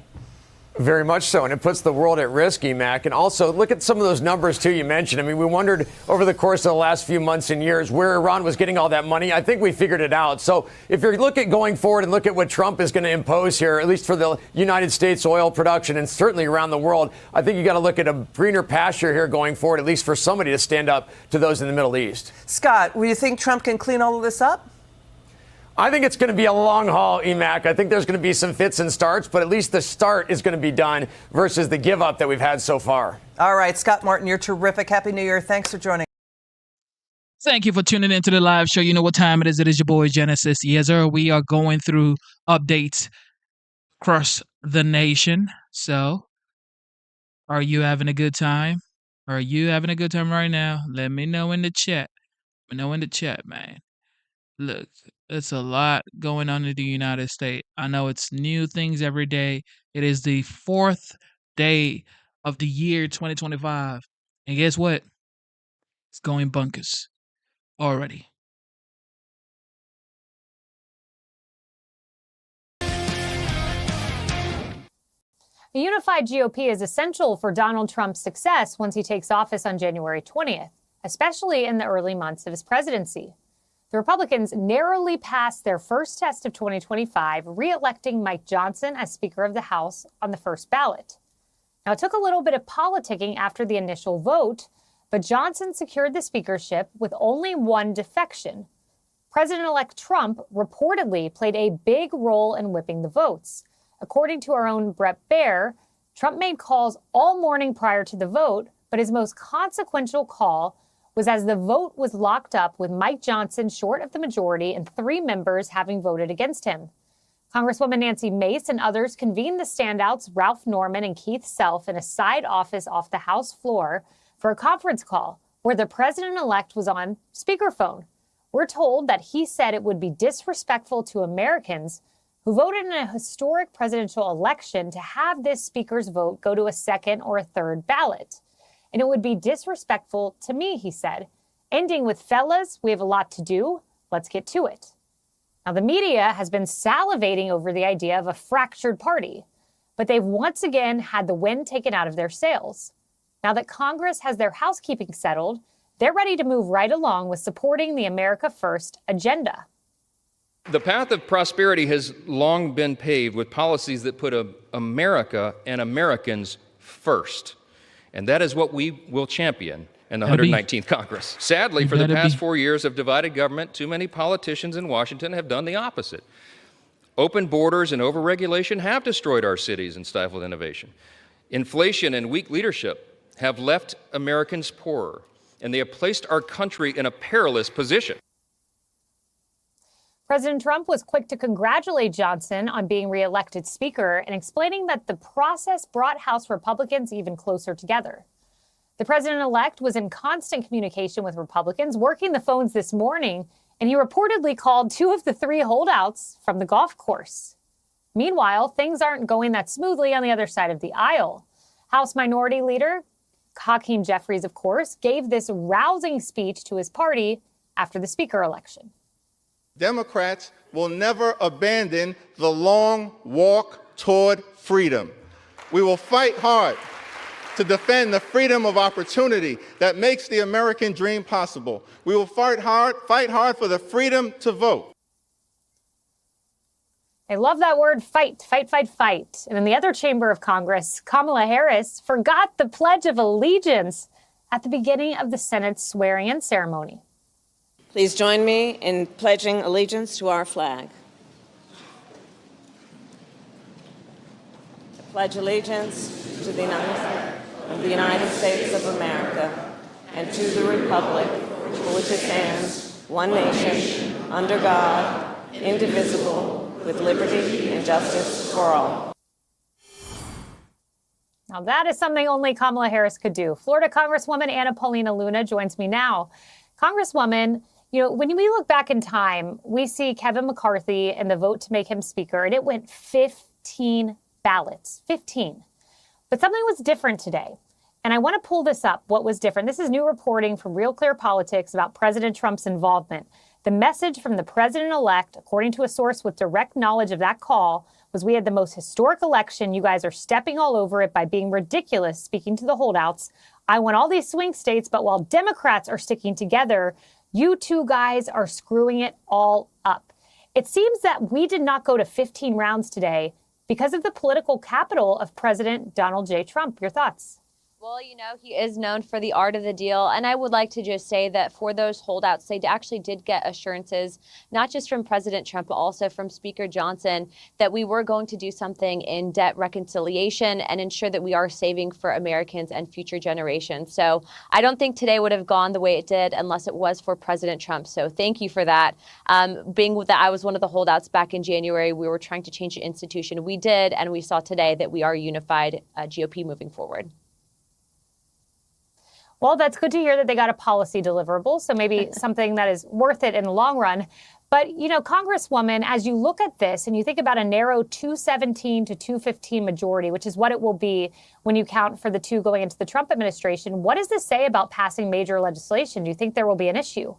You know, I think that there's going to be a lot of people that might try to become mini mansions, is what I like to call it. But at the end of the day, when we ran for re-election, we all ran on the America First agenda, really securing our borders, eliminating some of these crazy taxes, but then also to ensuring that the American people were put first and foremost and not being forgotten. And so I think that all of those messaging items are winnable, especially in a narrow majority. And I just hope that my colleagues decide to work together. Again, Kayleigh, we have our first big test. That's going to be on budget reconciliation. We're actually starting meetings tomorrow. I'm not even leaving Washington. We're staying through the weekend, and hopefully we'll be able to deliver wins for America. The Republican Party has to stick together because this is all it is. Stop trying to, I don't know, be a revolutionary or whatever. The revolutionary is the OG Trump, okay? Just go with the flow. Go with the fact that he is the commander in chief. 76 million people voted for this man, okay? He won the swing state, all swing state. He won electoral college. Okay, so everybody get behind him and let the agenda pass, man. Y'all stop doing too much. Stop doing too much because this ain't it. This right here ain't it. Talking about I was one of the people that held the vote last year. You better don't hold no vote this year. It is too expensive. It's too bad for the Democrats that somebody hadn't come out and expressed it that vocally and that succinctly 5 months ago. Well, I mean, before I let you in, Mondaire, let me just to Gail's point, actually, play Hakeem Jeffries from just a year ago on the same occasion, essentially. And this is what his message was then. House Democrats will always put American values over autocracy, benevolence over bigotry, the Constitution over the cult, democracy over demagogues, maturity over Mar-a-Lago. You don't need a political science degree to see what he's doing there differently. He didn't mention democracy but once. In that section that we played earlier today, that message is really to the wayside. It's all about the economy. I don't want to be overly dramatic about this. I don't think there was anything revelatory about what Hakeem Jeffries said today in his speech. There have been a lot of resources in campaign ads and certainly a lot of time spent by Democratic House candidates and Senate candidates acknowledging and speaking to the economic pain that Americans have been feeling. And in fact, if you look at what Democrats in the majority did when I was in Congress, in the 117th Congress, we actually had plans for how to bring down the cost of child care, how to bring down the cost of health care, and so on and so forth. Social Security and Medicare was a big theme in this past election cycle. It just sucks for it to be a change election and to be the party in power. But I do think it's, first of all, when he talked about the economy last year, a lot of it was thank you, President Biden, for all the things that you did, and a laundry list Which of he things. did today, by the way, at the end of his speech. Yes, he did. But my point is that what he did today is exactly what everybody's been saying he should have been, and all the Democrats should have been doing very forcefully, so that it wasn't just sucks for us, it's a bad year, but to take this issue on head on. I think that we have to look at the Republicans' mandate now on this. The cost of, a gallon of milk, 20% of that goes into the processing, the logistics, the admin behind getting that gallon of milk. Republicans' answer to that is give everybody raw milk, just completely deregulate the thing. And for those of us who would like pasteurized milk, I know controversial takes on that. We want to be able to buy that gallon of milk without the exorbitant cost, that pasteurized gallon of milk, and finding that happy medium. And Republicans need to get to work, figure out how to reduce those costs for everyday Americans. I think here's what I've missed from the 2024 campaign is and I was on this set talking about affordability, and Democrats saying everything's great. Inflation's down, unemployment's down. And I'm saying, no, affordability is the issue. Oh, wages are up.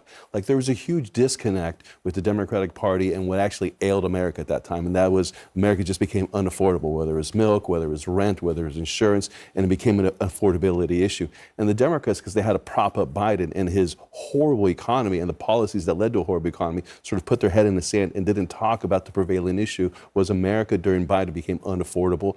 Hakeem Jeffries is finally there. I think, 12 days or 10 days before President Trump gets elected, little too late, but it's always going to be their policies that are going to continue to make America unaffordable, because they didn't do anything to say everything was wrong this last time. They said everything was great. and it wasn't great. It's really tough to fight against inflation because if inflation goes up, obviously, if it goes down, prices don't go down, they still go up. They just go up a little slower. And people have this memory of 5 years ago, eggs were this, now they're this. So it was tough to battle against. Democrats can talk about affordability and democracy, and people are kind of poo-pooing the democracy thing, and I get it, that shouldn't be the number one issue, but that did gin up the Democratic base that still turned up and could have voted less without a message that ginned them up. You know, people talk all the time, you know, Donald Trump is talking about the border because that gins up his base.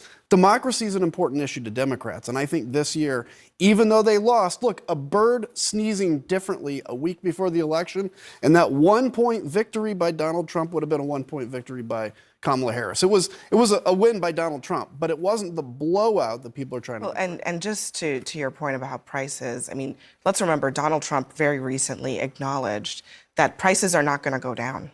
Correct. He said that. He was like, well, I campaigned on things getting less expensive. They're probably not going to get less expensive. I also distinctly remember Kamala Harris, who, to be sure, could have done an even better job of doing this, calling out the fact that prices with respect to groceries and gas are about 20% higher than they were several years ago, and identifying corporate greed as the main culprit when it comes to that. Because again, the rate of inflation is actually close to where it was before the pandemic. But you've seen concentration of industries, and you've seen companies just like jacking up prices, and there being no accountability. So one of the best things that she talked about was taking on corporate greed, which is always a popular idea with the American people. But I think she could have leaned more into an economic populism. I do agree with that criticism of the campaign. I'm going to play this, what Hakeem Jeffries had to say also about the border, which is another big issue that Donald Trump ran on and won on. We will work with anyone to secure our borders, and we will work with anyone to fix our broken immigration system in a comprehensive and bipartisan manner. You know, Hakeem is about to be a Republican at this point. I mean, look, again, some of this is just, it's good politics at the start of a Congress. It really now is actually, the ball is in Republicans' court. Will they actually work with Democrats on some of this stuff? Because on immigration, they have to, They will really, have to get to some kind of absolutely. real result. They will have to. First of all, they have such a small margin that there's going to have to be a bipartisan effort. So in that respect, Jeffries was correct, you know, when he came out and said, we're going to have to work together. Yeah, but comprehensive is amnesty, and the voters do not want amnesty. Or is it? 100% it's amnesty. So is that this is very interesting. I mean, do you think that the comprehensive is now a dirty word for Republicans? 100%. Well, I'll 100%. say it's and it should be a dirty word. Why are we going to reward bad actors? No, the easy way to hit it is to call it amnesty, and that's what happens. The reality is, because then you have to get into the details, one of the things that was pushed a few years ago is like, look, you're not going to deport 20 million people. Okay, Donald Trump thinks he's going to. You're not going to. So what do you do with that? You have this, let's look at people as capital. This capital that's underutilized right here, that it would be nice if they could enter the work system and pay taxes. So you can put them at the back of the line for legal status and citizenship way down the road. That's not amnesty, is saying everybody here is now a U.S. citizen. We're good to go. But the problem is, and I'm agreeing with Brian here, the nuances are hard to explain, and it seems like amnesty.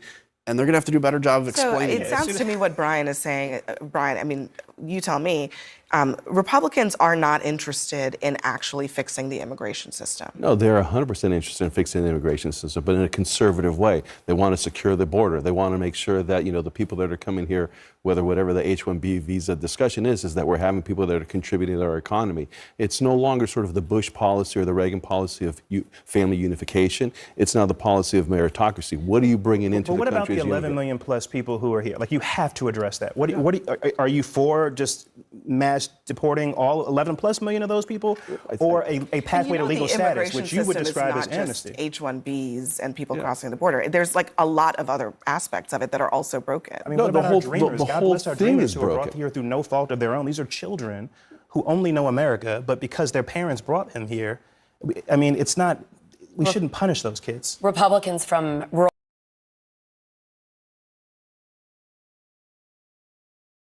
It's softies, Swifties.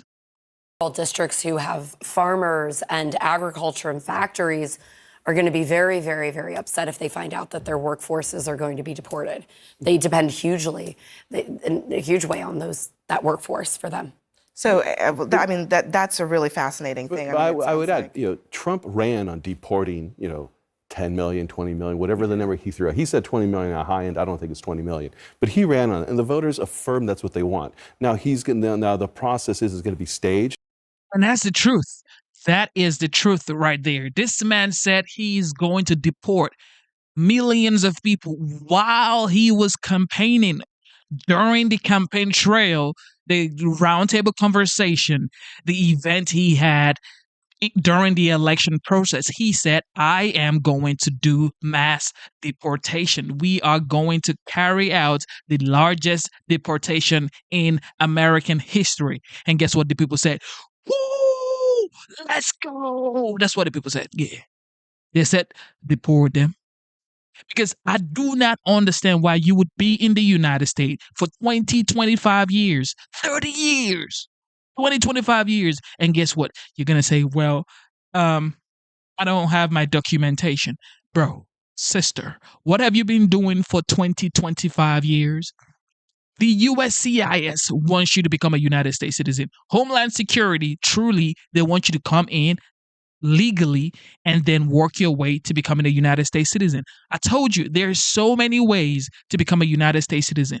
If you do what you're supposed to do, go through the proper channels, USCIS actually are willing to, tell you the steps to become a United States citizen. But people are just so, I don't know.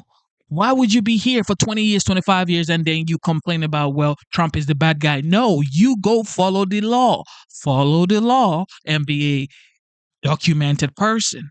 What is going on? You always like to point fingers at, but not here. You don't want to point the finger at yourself. You want to point the finger here instead of pointing the fingers at yourself. This is what people like to do. They never want to blame themselves. The first year is probably going to equal the first 1.5 million people that have already been targeted. That's going to happen. Then the second phase is going to come in. You're going to assess what were successful in the first phase, what changes can you make, and then you're going to have the other targets. But you're also going to have some people that are going to, I hate to use the word, but self-deport. People are going to say, wait a second, if I want to become a citizen, which is the goal of why I'm here, Trump is laying out this process of how to me to become a citizen. It requires me to go back to my home country and do this process. Maybe there is a Becero program or a temporary worker program that exists. There's going to be avenues for it to take place. It is what it is, y'all. Thank you for tuning in to the live show. Look, everybody has something to say bad about this guy. Or some people have good stuff to say about Trump. But it is what it is. Trump was elected by over 76 million people. And everything he was elected on were things he's still standing on. And he's been standing on for years. Tariffs. He's been talking about tariffs for years. China. He's been talking about China for years. NATO. He's been talking about NATO for years. So when people say, well, you know what? I don't know why people would vote for Trump. This is what he's been talking about for years. And he's been talking about crazy spending, the government spending like drunken sailors for years. He even said it in The Art of the Deal, how the government spends like drunken sailor, and how he built the rink in New York. And it's like, I built the rink in New York with less than the budget that the state were given to build it. And this is why I respect Trump. He doesn't like wasteful spending. He has been known all through his career to be someone who delivers under budget. Okay? He delivers under budget. Trump Tower was delivered under budget. The rink he built in New York was delivered under budget. Okay? The state couldn't build the rink. It took years until Trump said, you know what? All right, I volunteer. I want to build the rink in New York. Now everybody is enjoying the rink that Trump built. This is why I respect Trump. His track record is there. Okay, he has a track record to follow. You can look at his track record and say, you know what? He's delivered. Has he failed? Absolutely. Every successful people must fail. To be successful, you have to go through a stage of failing. You fail towards success. What you think you're just gonna what? Just like Kamala says. Kamala says you think you fell from a coconut tree. You know what?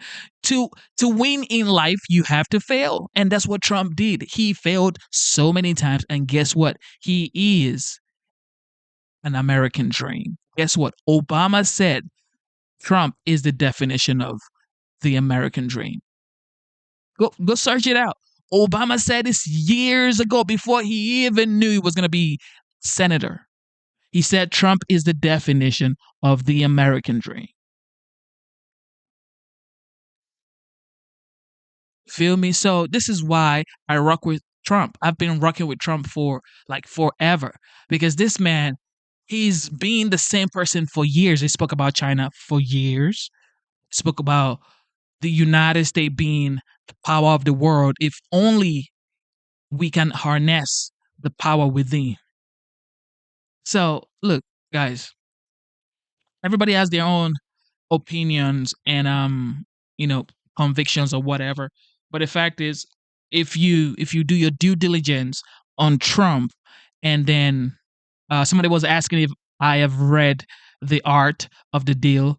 Absolutely. Okay, absolutely. The things that I learned reading The Art of the Deal, apart from like learning about business and the way Trump conducts business through stocks, shares, and just having some sort of leverage when you're making deals and buying on a low. It's like you got to understand the meaning of momentum, and that's what Trump always talks about.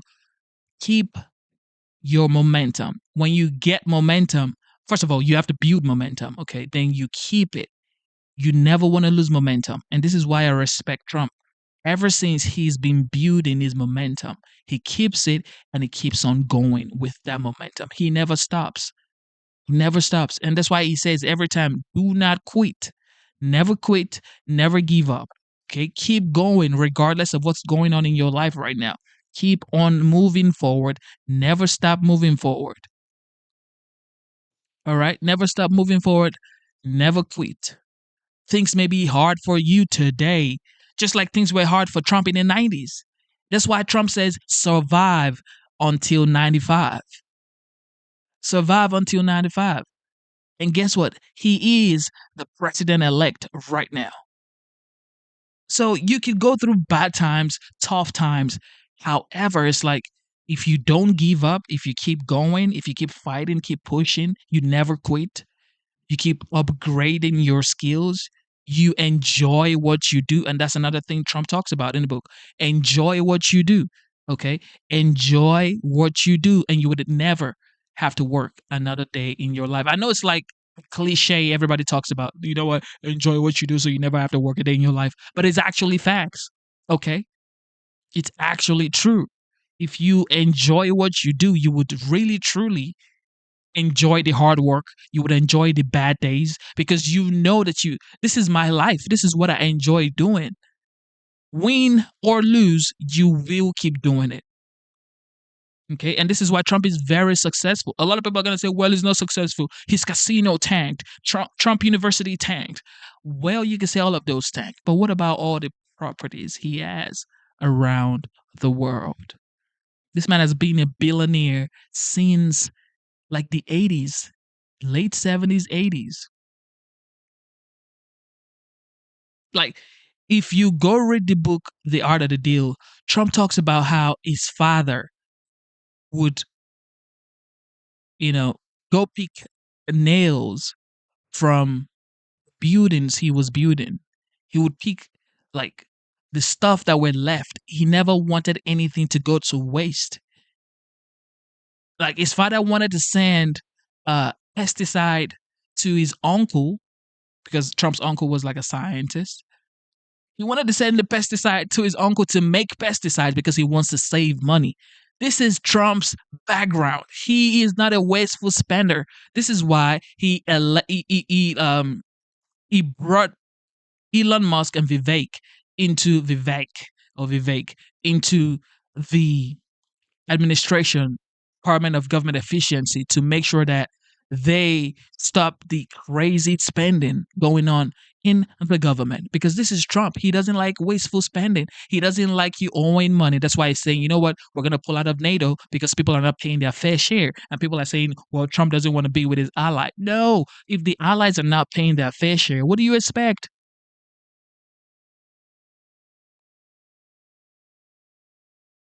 You know what I like about people? People say, well, Genesis, I hope you're not believing what you're saying. So tell us in the chat, what do you have to add? You just want to oppose, but you have nothing to add.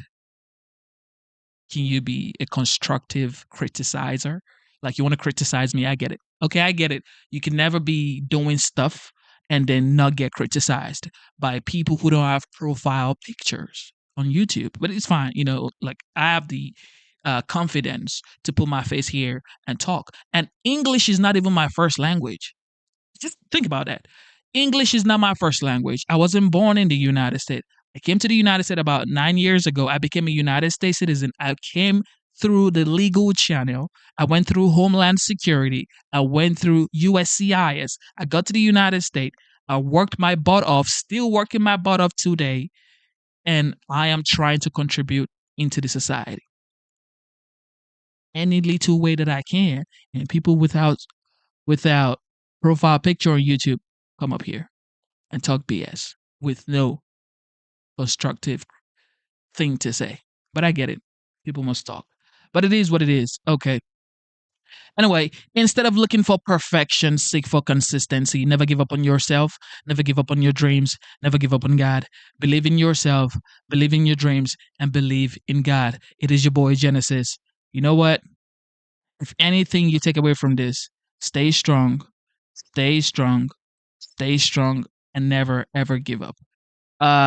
Yes, Nigerians speak English. Does that mean that's the first language? The United States only speak English. This is the language in the United States. Nigeria has over 500 languages. Yeah, that's the thing about people. They just like to, I'm gonna get him right now. Nigerians speak English. Yes, Nigerians speak English because we were taught English in school. That's not the normal language we speak when we get home to our parents. We have over 500 languages, dog. Like,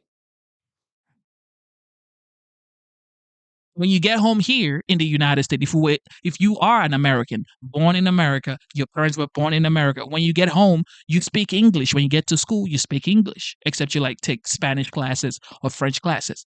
Back in Nigeria, we get taught English in school, but when we get back home, we speak our language. I'm just saying this to let you know that if I am confident enough to come out here, do some reading, do some due diligence, and you are willing to listen and you're like, this motherfucker right here makes sense. So it's like, think about it. Somebody says Elon Musk speaks 600 languages. That's cap.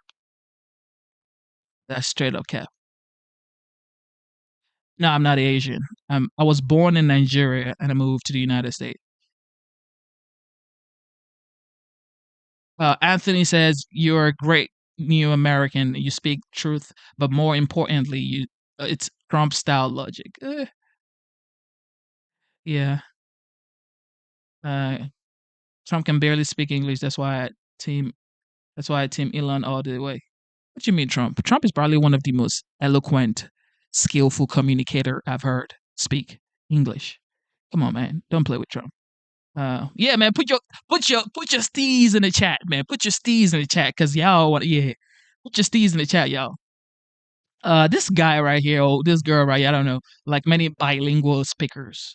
Yeah, that's the thing. Like, we work hard to be able to speak this way. Like, if you meet most Nigerians that have been here for just 7 years, this year is going to be my 8 years in the United States, my 8th year in the United States.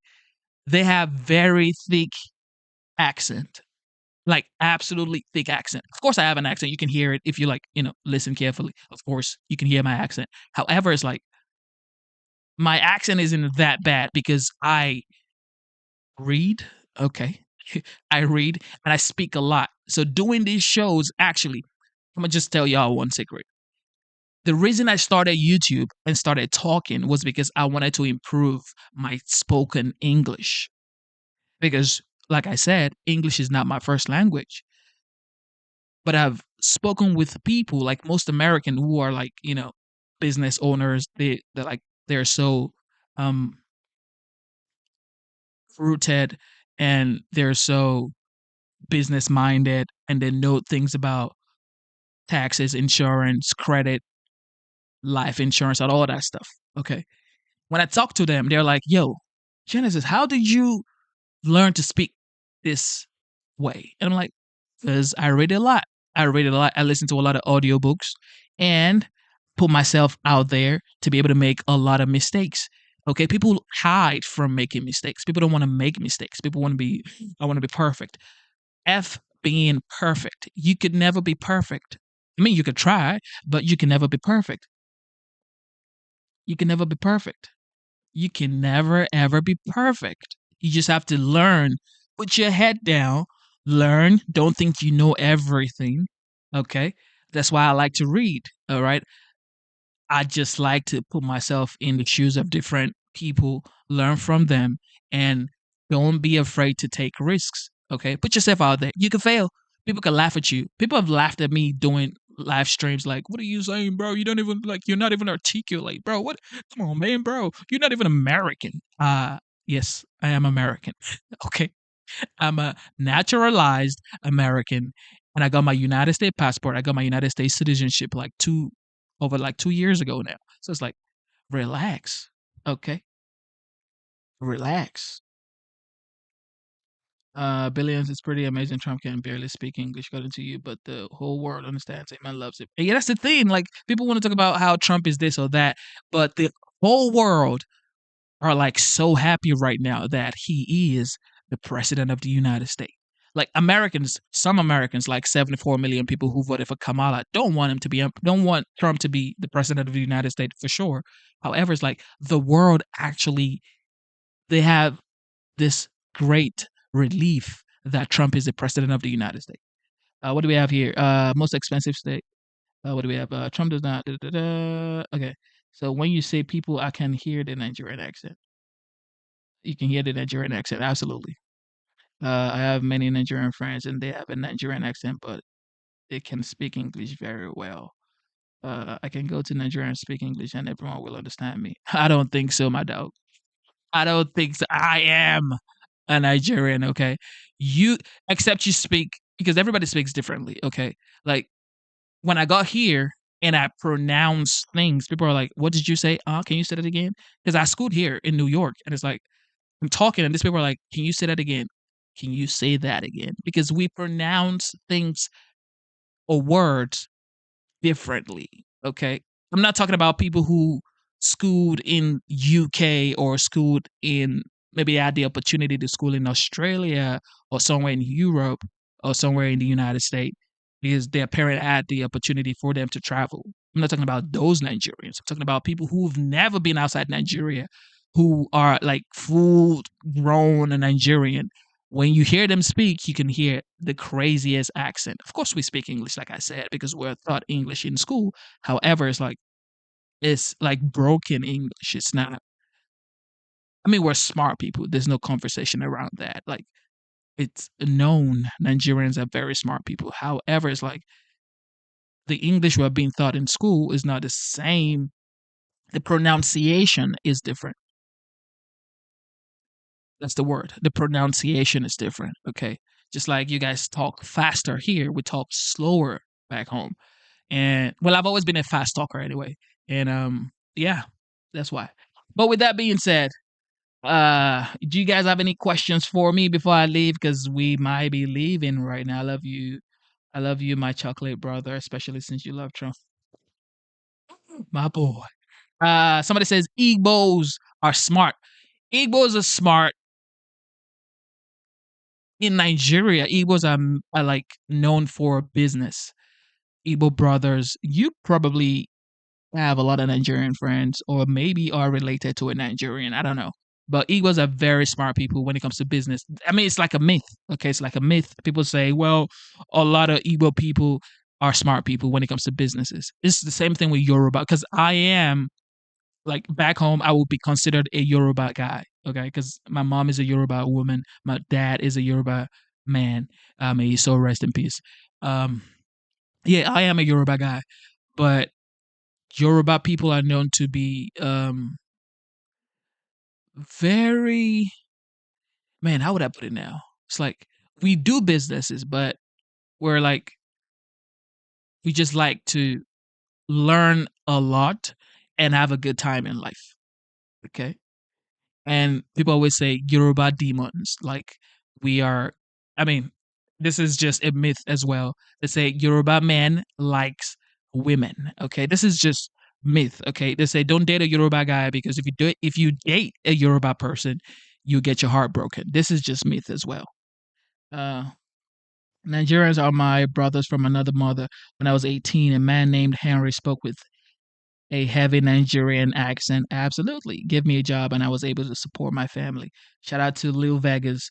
Yeah, man, Nigerians are awesome people for sure. And yeah, man. Yeah. I'm glad you guys are here having a good time. You know, this community is like even this guy or this person um you know, always trying to come on here and get me. I gotcha moment. But I still cherish everybody who tunes in to listen, to be a part of the show. People who have been members, people who are being members of the channel, God bless you. People who super chat, God bless you. People who super donate, whatever you do, God bless you. You guys are the best. And yeah, man, it means a lot that we can start something and watch it grow. It is tremendous. Sucks to be Panama. Panama has beautiful women. Okay. As a matter of fact, you see Cuba, Colombia, Latino, like Hispanic women. They built the canal and Americans still find the same improvement. Yeah, the Panama Canal was first built, well, attempted to be built by the French. Okay. French people tried to build it, but they couldn't build it because a lot of their men were dying of yellow fever, malaria, and a lot of other diseases, and they didn't have enough investment as well as manpower because, like I said, people were dying. So French, of course, abandoned the project, and the United States took it over and completed the Panama Canal. And I think they commissioned the Panama Canal in 1914. So French people tried to do it in the 1800s. The United States took it over in the 1900s and completed it. And of course, Jimmy Carter sold it to, oh, well, kind of like gave it out to Panama for $1. And this is where we are right now. This is where we are right now. And over 30,000 Americans, lost their lives building the Panama Canal. And, it is just crazy. It is just crazy. Absolutely crazy. First of all, I just want to say thank you to Rob. Thank you for the super chat. God bless you. That was amazing. God bless you, Rob. Really, really appreciate it. Rob, God bless you. Somebody says, yeah, Genesis 100%. Billion, I think you have a loose relationship with reality. What is your first language? My first language would be considered Yoruba language. Okay. Yoruba language. Genesis speaking facts, speaking fire. Yes, sir. Donald Trump and the Great Panama Canal tantrums. Like that's the thing. Like this, I don't understand Americans saying that Trump is having tantrums. This person is looking out for Americans. It's like, why is that bad? If you are Americans, aren't you supposed to be America first?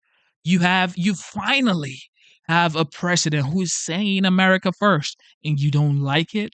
I don't get it, man. I just do not get it. Billions, he literally just said that even though you're running your mouth, he still loves you. You're slow. Stop embarrassing yourself. Absolutely. I love you. Look, I love you, dog. I love you because you're here. You are interacting. You're being active. Okay. It's still, you're still, getting the conversation going. So regardless of whatever you think or you criticize me, it is what it is. You're here, you enjoy the community, you want to be a part of the chat, and just enjoy it. Okay, I can take it. I'm a big boy. Criticize me, do what, say whatever you want to say about me. I'm a big boy. Okay, I got a 5-year-old daughter. I can handle it. Say what you want to say. Okay, I got thick skin. I love you. Um, the more you speak, the more I love you, chocolate brother. Local things. Yo, local thing says, the more you speak, the more I love you, my chocolate brother. Now, you're straight, right? You straight. Yeah, you better be straight. I love you too, my dog. Um, Somebody says, uh, starfish. Yeah, y'all wildin', man. Y'all wildin' right now. You guys are wildin' right now. Okay. Sev G says, "Hey, how are you doing, Sev G? Welcome to the live stream. You know what time it is. Anyway, my name is Genesis, and welcome to the live show. Double tap your screen to like the show. Double tap your screen twice. Double tap your screen twice to give the show a like and subscribe to the channel. And oh shoot, she is probably Spanish. Sev G is Spanish. Is that like good stuff you're typing or bad stuff? I don't know. Johnny Cash says, no, it's not about America First. Lot. Check what happened last time America went crazy after Great Depression. Check about da da da da. Da. I was blamed for deepening the Great Depression.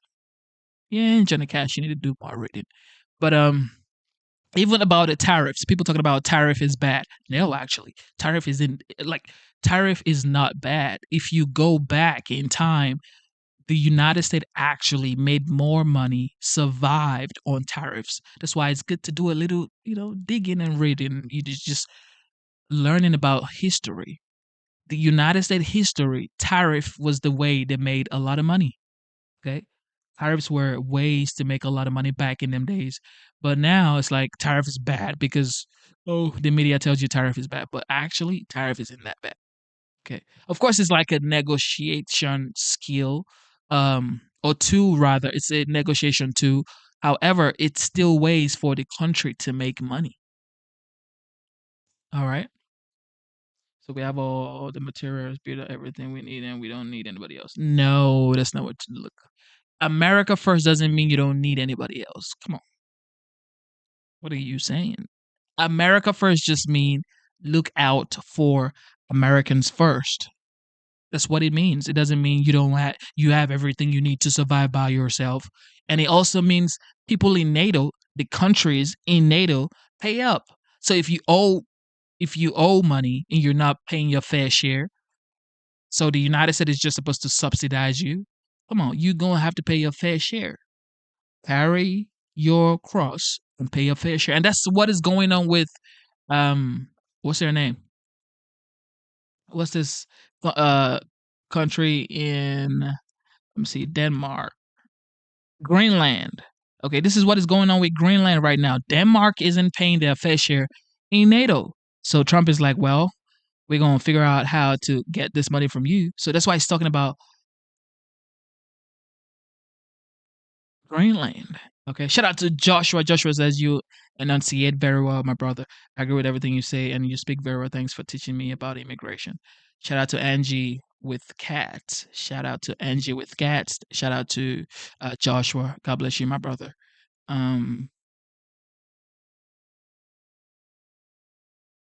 Nah, she's not. Sevji is not Nigerian. That's definitely not Nigerian language. That's like French. Sevji, where are you from? She's probably from Colombia, Cuba, or like Brazil. But those countries don't speak French anyway. But yeah, that's not Yoruba language. Please, okay. Why do all economists say that the tariffs will raise prices? Jesse, because this. So you think economists saying that tariffs will raise prices? You think it's right, bro? You know that's cap.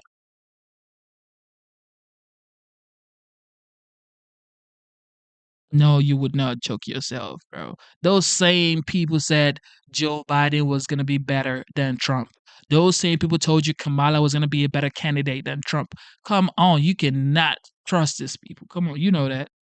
That's why you got to do your own reading by yourself. You got to study by yourself. You don't have to listen to people saying, well, according to economists, the top economists in the cities, in the states, in America, they're saying that Trump's economy is going to be worse than Biden's economy. Lies.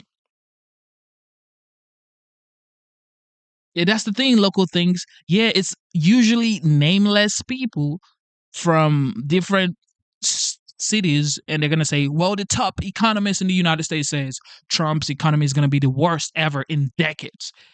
Who are the economists? No names. No names. No names. So, first of all, NATO has to pay up their bills. The countries in there that are not meeting up their quota, you have to meet up your quota. You have to make sure you do your own payment. You can't let the United States pays.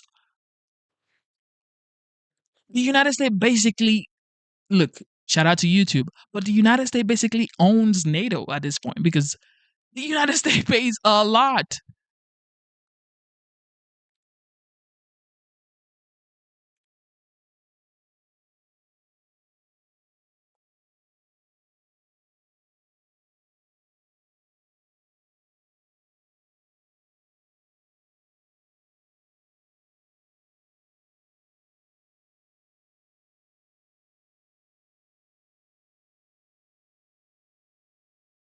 Says here, the United States remains the world's largest military spender by far. In dollar terms, the U.S. represents about two-thirds of NATO countries. Annual defense spending budgeting an estimated $967 billion. The United States contributes 16%. This was last year, May 2024. The United States contributes 16% of NATO annual budget. 16%. So it's like if the and it says only 35% of NATO countries meets the group's defense budget. Only 35%. Come on, y'all.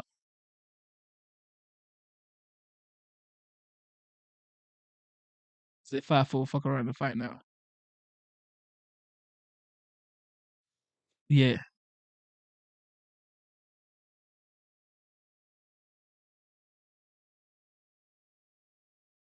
Oh my God. Man, y'all. Look, I can stay up all day with y'all. We've been streaming for over 3 hours right now. You guys are the best. We gotta go. We gotta go. We're gonna be back for sure. We're gonna be back for sure. You want to keep going because the chat is going bunkers right now. The chat is going bunkers right now. Y'all, like, y'all, we could probably play. Let me see, man, because y'all be doing too much at this point. Let me see.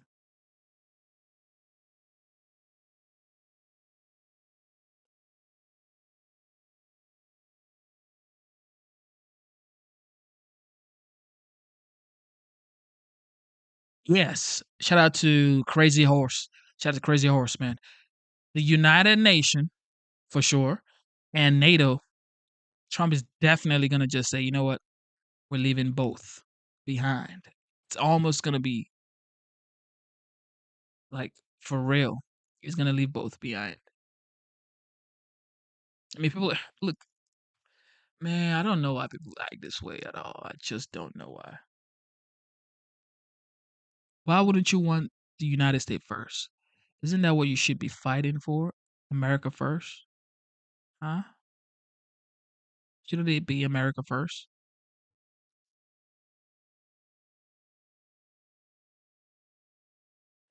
Anyway, ladies and gentlemen, one more time. Instead of looking for perfection, seek for consistency. Never give up on yourself. Never give up on your dreams. Never give up on God. Believe in yourself. Believe in your dreams and believe in God. Never quit, okay? Regardless of how hard life gets. Never, ever, ever quit. Keep going. Keep fighting. Keep believing in yourself. Keep believing in your dreams. Life is hard. Sometimes life isn't fair, but keep on going. Never, ever, ever quit. I love you guys. It is your boy Genesis, and I am signing out. Also, thank you to the veterans. Shout out to everybody who tuned in. God bless you for the super chat, for the memberships. God bless you. Local thing says Genesis, don't go.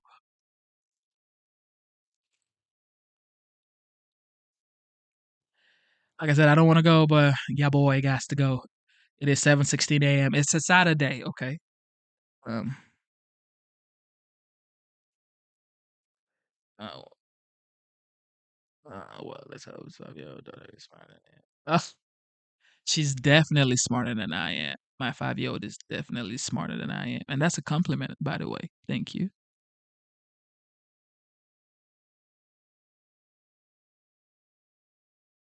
If you lose, you have to fight like hell, of course. I mean, who doesn't? You think I want to be a loser? You think I want my 5 years old to grow up and say my dad was a loser? He never fought for life. He never fought for his dreams. He never fought for the things he believes in. Matter of fact, my dad believes in nothing. Is that what you want your daughter or your son to say about you as a father? You don't want to fight for something that means something to you. You don't want to fight for a better life for your family. You don't want to fight like hell to give your family a better future. Isn't that what life is about? Well, I don't look at this point. I don't get it with people, man.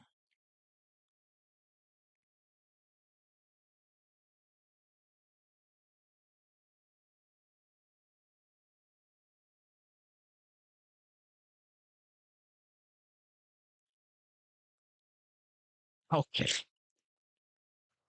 I rest my case. Okay. I rest my case, everybody.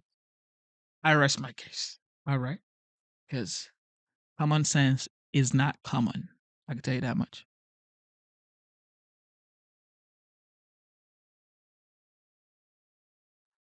Y'all doing way too much at this point.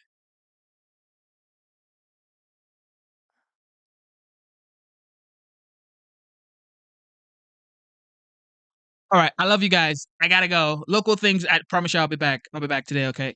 Because I gotta go be a daddy in like 2 hours when my daughter gets up. But God bless you guys. Let's get it.